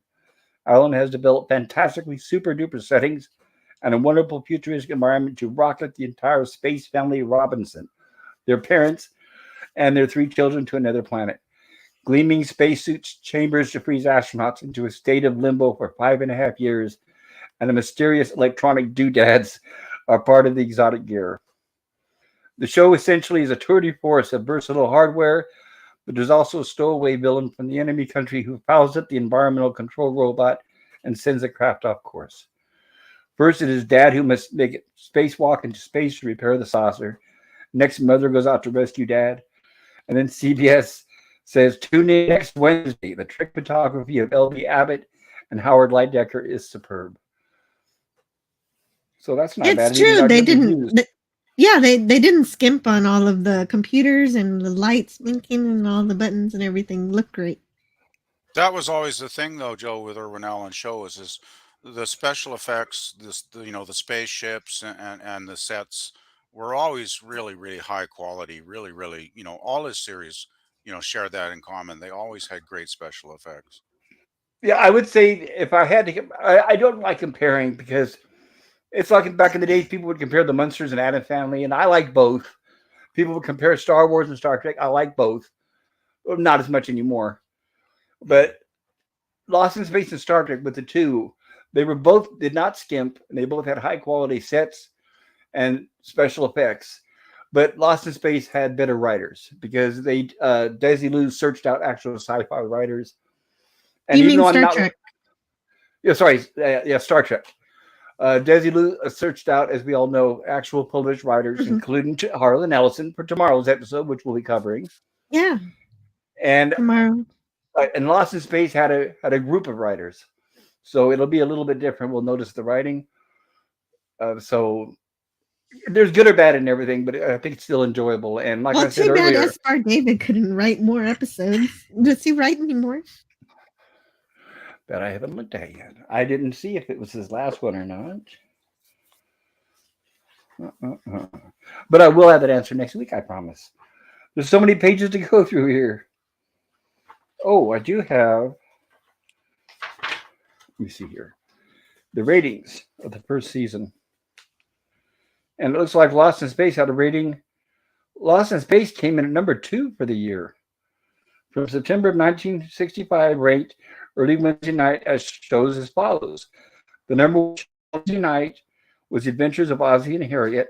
Only old people are going to remember that. And the second was Lost in Space. And then Virginia was third. Remember, now this is when we only had 3 networks. So that's good that Lost in Space had a really good rating. Yep, it ranked the top 40 shows, 80 programs on the air. And Bewitched was a powerhouse at the time in ratings. He writes 7 episodes, so we're guaranteed 7 really good episodes. Thank you, Jill. Thank you. And next week we're going to be continuing with The Derelict. And I put a poll in the chat. If you're able to please vote for what grade you would give this episode, please share it with us. And I will share that with everybody on the panel. And where did we leave off? We were going to go to Orion's Belt, but it was only rated 3 stars. Get caught up on a little chat here. DBB says, hey, Lemon Pie. Good to see you, DBB. I'm glad you could make it. Lemon Pie says, DBB, Phantom Boomer. His daughter was on the original Battlestar Galactica. Oh, Phantom Boomer. Guy Williams or... Yeah, please fill us in on that. Interesting, because I used to watch the old Battlestar Galactica. So yeah, please fill us in on that, Phantom Boomer, if you know. Herc 130 says Ron Steve does all that all the time, boots and shorts. Phantom Boomer, yeah, those pics are really crispy. Nemesis of Eden, hello, good to see you, Nemesis. Great gameplay. Hello. I was watching a little bit of that earlier. Hey, Pop Grilla, Jill, and Chad, hope you're all doing awesome. Say we are, and thank you for spending time with us, Nemesis. DBB says, hey, Nemesis of Eden. And Nemesis says, hail, PvP. Couldn't see you down there, but I can hear your voice. No, Sorry, okay. Dad. I'm going to start moving around these avatars so you guys can see them better. Like that. There. I'll start putting myself last. There's a mode when you have the chats up to where you can change the pictures to be on top of the picture that's being shown instead of on the side. Ooh, thank you. I didn't know that. I will do that next time.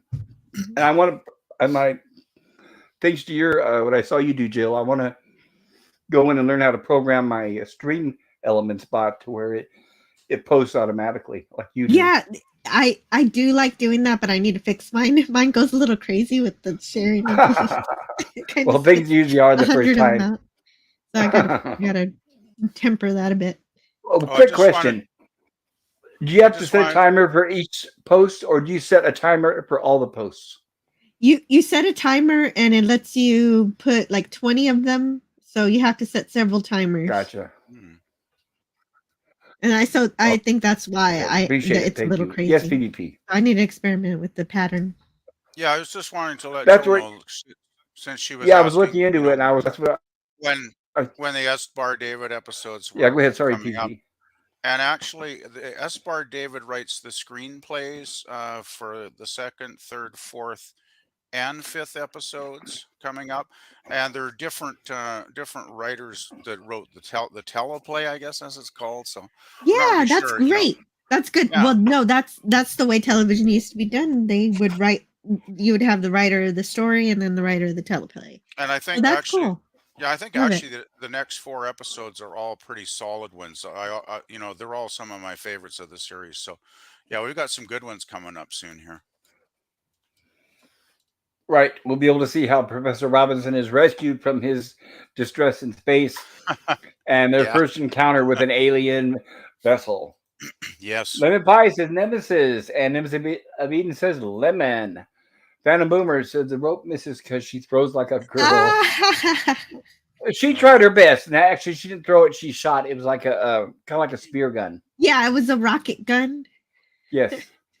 Lemon Pie. It's the Eagle Nebula, according to the internet. Yes, thank you, Lemon Pie. Oh, I DVB should have says, just read the chat. I know we should have. We learned so much from the chat.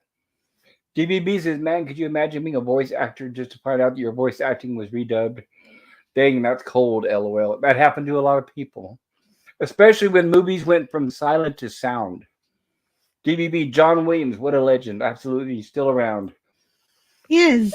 I wish he'd stop working for Disney, but I can't tell him what to do. Movies. Yeah. Well, I love him in Harry Potter too. Well, that's right. He did Harry Potter. Captain Divinity says, like poor old Dave Prowse. Oh, yes. Captain Divinity talks about Darth Vader. Dave Prowse also did the voice on set to find out later that his voice was dubbed by James Earl Jones. Yeah, I guess that happens a lot when you have somebody in a costume like that. Right, and just like with the robot, Dave Prowse probably didn't realize that they didn't put a mic inside the suit, so they really didn't try to highlight the voice. And if you look on YouTube, you can find clips where you can hear the original Dave Prowse voicing the voice of Darth Vader. Oh, it sounds odd. It sounds odd, but it's interesting. DBB says, "Hey, Captain Finity, nice to see you." Captain Finity says, "Citizen," and I believe that's a cheers and a collapse. And then Nemesis says, "Hail, Captain Finity." And Captain Finity says, "Nemesis." DBB says, "Lost in Space complete series on DVD is only $23 on Amazon." Yes, it is, but there's also a Blu-ray version, which I have, which I definitely recommend the Blu-ray version. It looks fantastic. If you're able to, that is. Order Greg says, "Great price." Yes, it is. And I believe there's 88 episodes of Lost in Space. DBB says, "What a deal, however. I miss going to Borders and Suncoast for movies. I don't like supporting Amazon, but it's so convenient." Yeah, you're right. Phantom Boomer says, there's actually 83 episodes, Pop. 83, thank you. Yeah. And all of them are hour long? Yes. Yes. Okay. Phantom Boomer says, "Still have B. Daltons around here. Super pricey." Yeah, believe me, bookstores are something that we're going to see the end of in our lifetime. Very soon, in fact. I'm surprised there are any still open at all. DBB says, "Yeah, I've heard those David Prowse pre-overdubs clips too." Lemon Pie says, "Darth Maul also had his voice dubbed over in the Phantom Menace." Yes, he did. Yeah, I think it was the actor's name was it Ray Price? Something like that. I saw an interview with him where he was a little disappointed as well. But they're always happy to at least they got the role. I wouldn't complain as well. In fact, I don't like my voice, so I would probably be happy if they dubbed it over. Chewbacca has some pre-overdub clips too. Yeah, slightly. Yeah, I believe Chewbacca was probably dubbed over. I don't think that was. Yeah. So let me start with Jill. What did you think about this episode? What grade would you give it? I give this an A. I realize that this is a completely different kind of science fiction, so I'm grading it on the enjoyment that I had in the idea of space exploration, and it also has suspension of animation, robots, and automated flight paths, and a little intrigue. and it was a good episode. Fantastic, fantastic. Thank you. And Gorilla, what say you about this? What would you rate this episode? Oh, Gorilla may have stepped away. We'll get back to Gorilla. Oh, can you hear me Oh, now? There he there is. you are. There we go. Go ahead, Oh, Gorilla. no wonder I was quiet. Apparently, I muted myself. I got to get past that '60s science there in the and I know there's a thing for practical effects and all that, and they had to do with what they had to do. I'm still gonna rate it highly because it's still the first episode. It's my first step into it. I'm gonna give it like a B plus to like an A minus. Even though everything's so outdated from my point of view. Well, I do appreciate that. Thank you for being honest.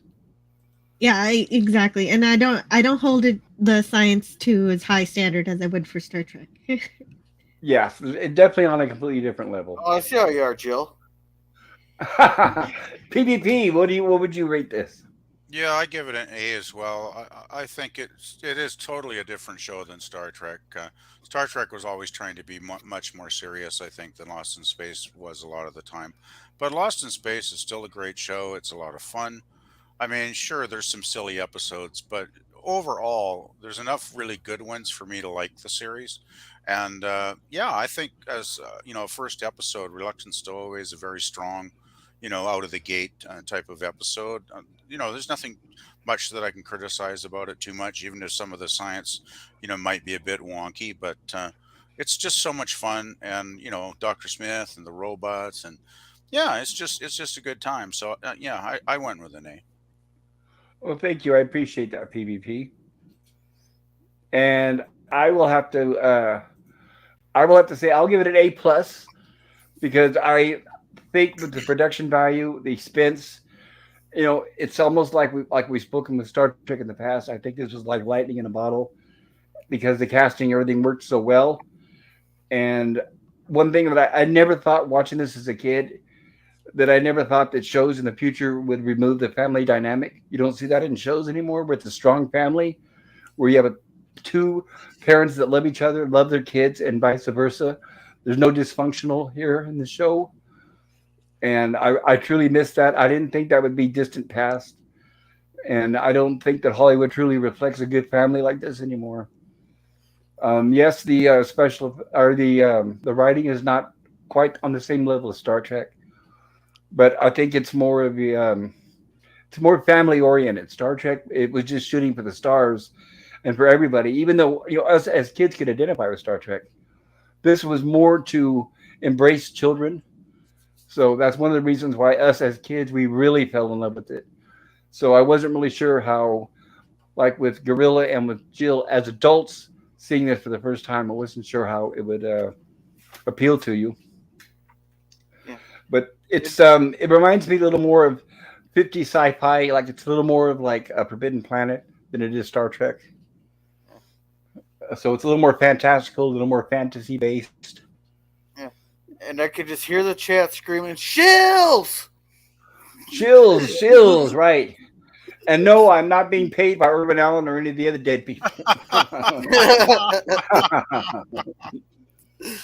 That's But good. like I said, the entire cast is still alive. The only ones who have passed away is Bob May, who did the robot on the inside, the little guy who did the robot, Dick Tufeld, who voices the robot, and Guy Williams, who played Professor Robinson. The rest of everybody is still alive. Uh, June Lockhart, Don West. Go ahead, PvP. well, Dr. Smith, he's gone too. Oh yes, that's right. Jonathan Harris passed away a few years ago, Yeah, he's and been gone a little while. Yeah. yeah, I have Billy Mooney and Angela Cartwright. I have them on my Facebook, and I monitor everything they do. Cool. And Jonathan Harris remained friends. Well, all the cast, even after the show went off the air, remained friends, very close friends, and still are. So Jonathan Harris and Billy Mooney were very, very close. In fact, Jonathan Harris would go over to. I mean, sorry, Billy Mooney would go over to Jonathan Harris's house several times a week, and they would hang out together. They would eat together at restaurants and things like that. Yeah, And he idolized him. you can kind of tell in their working relationship on the show that there was a definite real bond there because, they did seem to be very, very close, and they worked so well together, on screen in the episodes. So yeah, they definitely must have a real life chemistry. Yeah. Absolutely. And as we'll see later on in this series, I hope everybody, if you continue watching with us, is the roles do somewhat change to where Dr. Smith, Will, and the robot get most of the lines and most of the screen time. But the other cast members never had animosity towards that. So they were able to still remain friends. A lot of times when things like that happen, people are jealous of each other. Like for example, Tina Louise on Gilligan's Island. She didn't really like that she wasn't the star. But that was not the case with Lost in Space. They remained friends for years. And like Billy Mooney and Angela Cartwright, they're posting together on Facebook all the time, and they still consider themselves brothers and sisters. And they both written retrospectively books on their life and times of Lost in Space. I've got so many books to read to get caught up on this show seriously. And if you'd like, check them out. They are on Facebook. So there's Billy Mooney and Angela Cartwright. You can check them out, and they do publish updates all the time. Bill Mooney, by the way, who plays Will Robinson in this show that you saw, the little kid, went on to do Babylon 5 for those Babylon 5 fans out there. Gorilla, you're one of them. Linear. Uh-huh. So here's our results from our poll in the chats. What grade would you give the Reluctant Stowaway? So we got 44% with A to A minus, 44% B plus to B minus, 11% for D plus to F, and 0% gave it C plus to C minus. Perfect. Thank you all for sharing that. For the F. Do not blame me for the F, because I did not even vote in the poll. I had not intended on doing that, Gorilla. Hey, Pickles. No, I'm getting used to having to defend myself because Scotty always blames me. DVB, so yeah, that's true, Lemon. And there you are, LDG. Hello, LDG. Thank you for joining us. I don't know if you've seen this show before or not, but I highly recommend it. And I hope you're able to join us next week. Phantom Boomer gave it an A+. Thank you, Phantom Boomer. See, those of us that grew up as kids, we understand. We know we're going to give this an A. And if you're watching this on the rerun, I hope you enjoyed what you saw. Please consider clicking that subscribe and maybe like the video. And also there's an alert button. Click that for further alerts.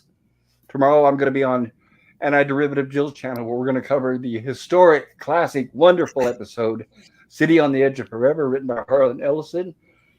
And then tomorrow night, we're going to be covering the wild, zany, and hilarious Death Race 2000 by the great Roger Corman, starring David Carradine and Sylvester Stallone. And then Wednesday, Gorilla's Random Thoughts and myself are delving into the second season of Gilligan's Island in full color. What's that, Gorilla? Can we postpone that to Thursday there? Because I got to be up at 5 a.m. on Thursday. Well, how about we'll talk about that, but I'll put announcements, everybody. What we'll probably do, what's best, because everybody's used to watching Gilligan's Island on Wednesday, is we can postpone until the following Wednesday. Would that be all right? Okay.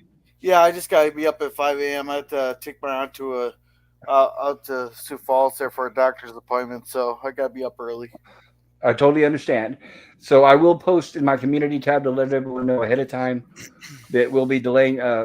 It's basically we're heading into second season of Gilligan's Island, full color, with the professor and Mary Ann this time getting full credit, and I'm excited about that. So that'll be a week from Wednesday, and I'll also be doing a random stream of Rumblies from the Lab if you're around to see that. So yeah, if you haven't subbed to my channel, please consider doing so. And all these wonderful people up here. Let me see if I can get my chat bot to work. I want you to please consider checking out Jill's Antiderivative Jill's channel. Let me see if I can get it to pop up. So I can highlight it up on the panel. There it is. It worked. There's a link to the wonderful Antiderivative Jill's channel. Please check out her channel. She's got a lot of fascinating content, and including especially Star Trek TOS. And Let's see if I Yes. can get Gorilla. Go ahead, Yes. Jill. You have anything? Tomorrow I will be reviewing The City on the Edge of Forever, the season 1 Star Trek episode. Yeah. And I've also. Oh, go ahead. No. I was just gonna say hashtag Edith Killer must die. Edith Keeler must die. Go ahead, Jill. I've also reviewed all of the Orville. I'm reviewing UFO and lots of science fiction films. I'm trying to fill in the blanks for all of the science fiction that I can possibly watch, and that's my channel. No, thank you, thank you. And by the way, she's got an excellent channel, and she also has live streams, and she also does gaming streams, and she has an open topic usually on Fridays, where she invites people on there to talk about all kinds of things. Gorilla, what say you about your channel? Well, we're starting Time Cop on Wednesday there, so we're going to watch all 9 episodes of that. Friday, we should be back to our normal schedule with Walton's reviews with The Minstrel. We had to delay it a couple weeks because we were issues there. Babylon 5 on Saturday. Then for some damn reason, we're watching Matrix 4 there. Then I got a ton of shorts on there. Bunch of random stuff that just random shorts there. Some of them will piss some people off according to the comments that they left me. Well, that happens, right? Nobody's perfect. Especially the one I left on Saturday. Especially the one I did on Saturday. Okay. The one with Zelensky there. I got my tax returns rejected because apparently I can't claim Zelensky as a dependent. What is Zelensky? President of Ukraine. Oh, as I had to listen to that 2 or 3 times, I was like, Zelensky? So I got the name right. Okay. Yeah, he's the president of Ukraine that we're sending all the money to. Oh, gosh, yeah. Shame on the IRS for not letting you claim him as a dependent. Oh, man, some gal just went off on me in the comments. Good. I was like... Oh, geez. Triggered. Like, Ukraine's all innocent in this. I know they're not, but I'm not going to go on that tangent, but... DVB says, smash the like. Thank you, DVB. Oh, yeah, and PvP, tell us about your channel. Still music playlists is pretty much it, I guess. Got lots of music videos too. I got a whole stream on Canadian bands. Got a whole bunch of David Bowie stuff. Just a whole variety of things. So, anytime I got a punk rock stream with all kinds of punk bands. So anytime you want to check that out, and hopefully one of these weeks I'm going to do some kind of live stream, though I still have no idea what the heck it's going to be about. But hopefully one of these weeks, not too far in the future. So that's basically it. Come in and talk about the different music that you like listening to. That could be your first stream since you post a lot of different music. That's a good idea. It is a great idea. Yeah, you can talk about some of the stuff you have on your channel. Help highlight some of the videos and recommendations. I'm just wondering though, since everybody in the community seems to be so oriented on sci-fi, fantasy, horror, and stuff, do you think there'd be anybody showing up if I was talking about music? Because I just don't know if they would. Well, then why don't you start with an open topic and an open mic, and we can go from there. Yeah. I think open topic I might go with for the first one just to see what happens. But your cat looks very comfortable there, Gorilla. Yeah, he's getting an attention whore. Nice cat. I just want to say though, I'm very happy with the great turnout we had in the chat tonight. Like for a first, the first Lost in Space review, I thought it was awesome. Like we got some really good, chatters in the chat tonight, so that was nice to see. Yeah, me too. I'm very excited. Yeah, it was a great turnout. A lot of the wonderful friends were here, and I really do appreciate that, everybody. And I know some people said they had not seen the show before. Yeah, well, so I hope you're able to give it a chance. I hope that. Well, is there any good place like? I know Gorilla, I think, posted something a week or so. Gorilla, do you still remember that link that you gave? Because there was the website. I remember that actually seemed to have it all. Gorilla, can you put it? Can you put it? Can you put it in the main? Yeah, Gorilla, can you put it in the main chat? Okay. Well, of course, it's best if you can watch the show, but our reviews are structured in such a way that you could still enjoy it even if you haven't seen it, because we pretty much give you the whole plot Absolutely, yes. and That's talk true. about that. Right. I just don't want to take away any enjoyment that you may have on, especially true. because the fact, right, especially the fact that they end with cliffhangers. I want you to be able to enjoy that excitement when you find out how it's resolved at the beginning of next episode. And the link that I posted here in the chat, if you check that out, that is a free website where you'll be able to watch Lost in Space, and without having to spend any money. So thank you, Gorilla, for posting that. I really appreciate it. Oh, hey, thank you. I just checked the chat and to see the link for Lost in Space. And Yeah, put it in the private also. Yeah, DVB just subbed to me. Thank you, man. I Very think cool. I think I'm already subbed to DVB. Hopefully, I think I am. DVV, oh yeah, you've been missing out since Lemon Pie. Yeah, That's what we're talking I got so about many PvP subs. channel. So many channels subbed. I forget who I'm subbed to. Oh man, And once we get you up in live streaming, you'll start getting a lot more subs to your channel. that'll be cool. Yeah, that'd be awesome. Actually, yeah, awesome. Okay, and I wanted to once again, I wanted to thank everybody in the chat who came along and visited. I really appreciated that. I hope I mentioned everyone who posted in the chat. I usually try not to skip everybody because without the chat, we would be nothing. So I'd like to thank Lemon Pie. I know Captain Infinity was here, and I know Skogly was here, and Scotty was here for a short time. I don't know if he still is. And let's see, I know we had Greg was here, and I hope if I mentioned names twice, please forgive me. And if I don't mention your names, please shout at me. I want to make sure I cover everybody. I know Edge of Time was here. Herc 130 was also here. Nemesis of Eden was here as well. And I think I said Herc 130, but I'll say it again. Phantom Boomer was also here. Canadian Spider-Man was here. Wow, seriously a great turnout. Thank you all. Skogly, yes, Skogly. Check out Skogly's channel, everybody. Skogly has a fantastic channel. Skogly is a very talented musician. If you guys have wrenches, please put links to your channels in the chat. So you have the freedom to do that. No complaints from me. In fact, I would hope you plug your chat. And that's a good place to do it, because this is a very great community with all of our friends. And what's a good community if we can't share our outstanding work? And most of all, I wanted to thank the fellow panelists. Jill, thank you for the fantastic work you did tonight on the slides. And I know that you're just now learning and discovering the show, but you've already got a lot of background on it, and I appreciate that. And I'm glad you liked it. I'm so happy you liked it. Yeah, did you say hi to Will? So far, I do. It's a lot of fun to discover something new. Thank you. Yeah. Will, welcome, Will. Says, the pain, the pain. Oh, hello, Will T. Hey, and also Edge of Time was here. Oh my god. LDG. LDG is on the panel. Hello. Great to see you, LDG. How are you doing there, sir? Going on, boss? How you doing, everybody? Hi. Doing okay. Figured I'd pop in real quick. Hey, PvP. Hey. I'm glad you did. Chat. Hi. I haven't seen you in a while.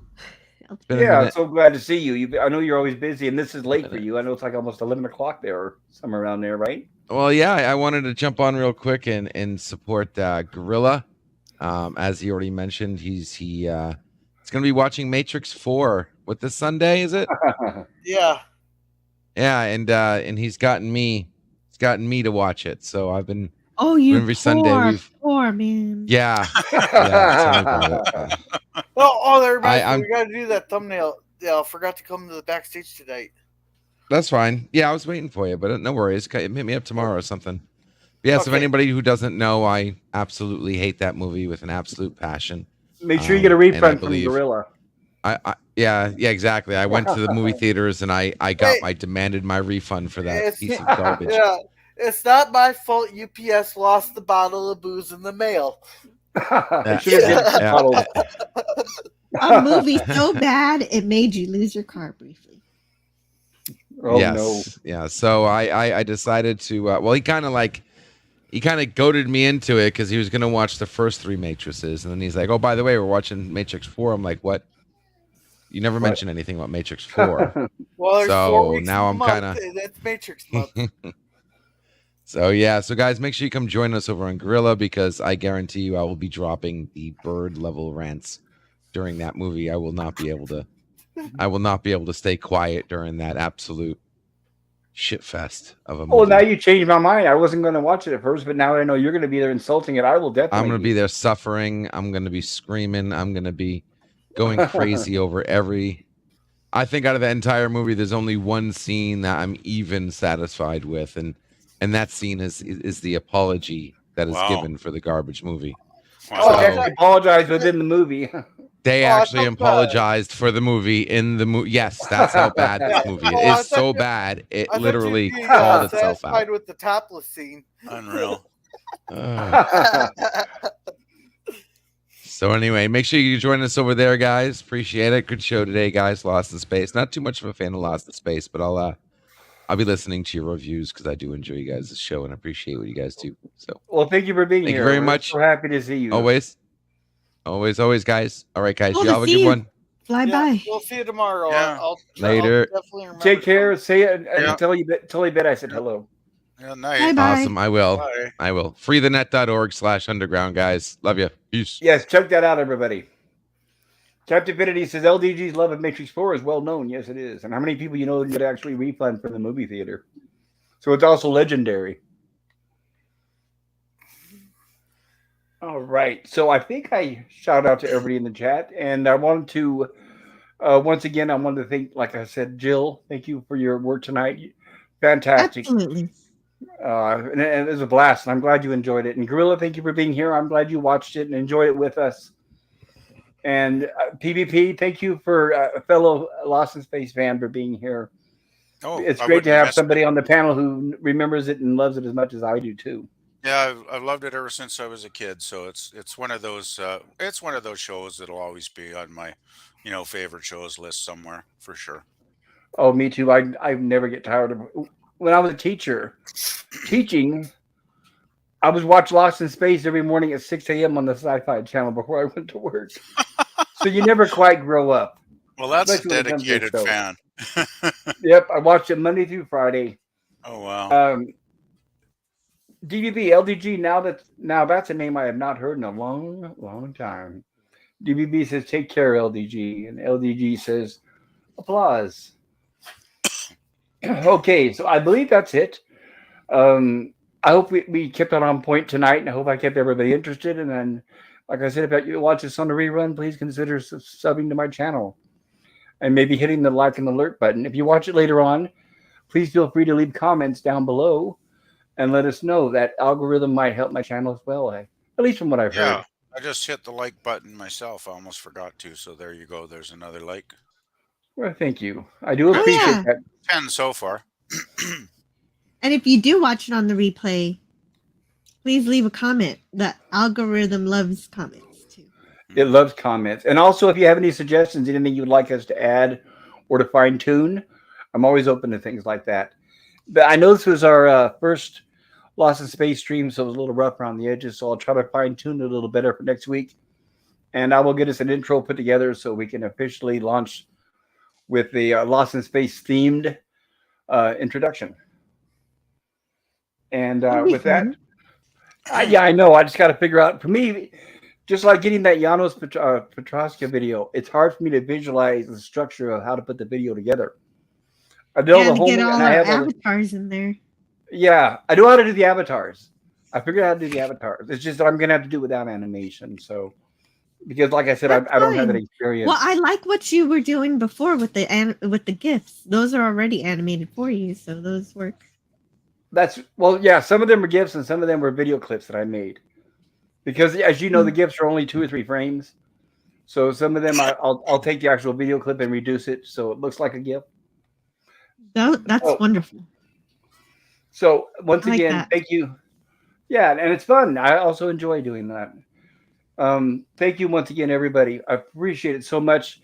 I am so happy, so excited. This turned out, everybody on my first Lost in Space stream turned out much better than I expected. I mean, I knew it was going to be fun. I knew it was going to be great, but this is overwhelming, and it really means a lot to me. And it's a wonderful panel. Thank you, guys. And I'm excited to continue watching the show with you all. I think we're going to have a lot of fun. And don't forget to watch that next episode. Then you can find out how Professor Robinson gets saved in space. Yeah, I actually watched that one already because I had such fun watching this one. I just sort of segued right into the second episode because I haven't seen them. Oh, it's probably been like 20 years since I've seen them. Actually, it's been Yeah, once you get ages. your hands on the DVDs, it's hard to resist watching them and just, or as they say now, binge watching them. Yeah, You want yeah. to watch So, that conclusion immediately, right? oh yeah. So I'll be watching more as the week goes on. I'm sure. I got to watch Death Race 2000 tonight though before I get to bed, and because I got to work early tomorrow. So. Yes, everybody, please, if you get a chance, watch Death Race 2000, 1975. I think that's going to be fun. The movie, Gorilla, it's not a lot of gore. It's more of a comedy, futuristic sci-fi sort of thing, but it's not a gore horror movie at all.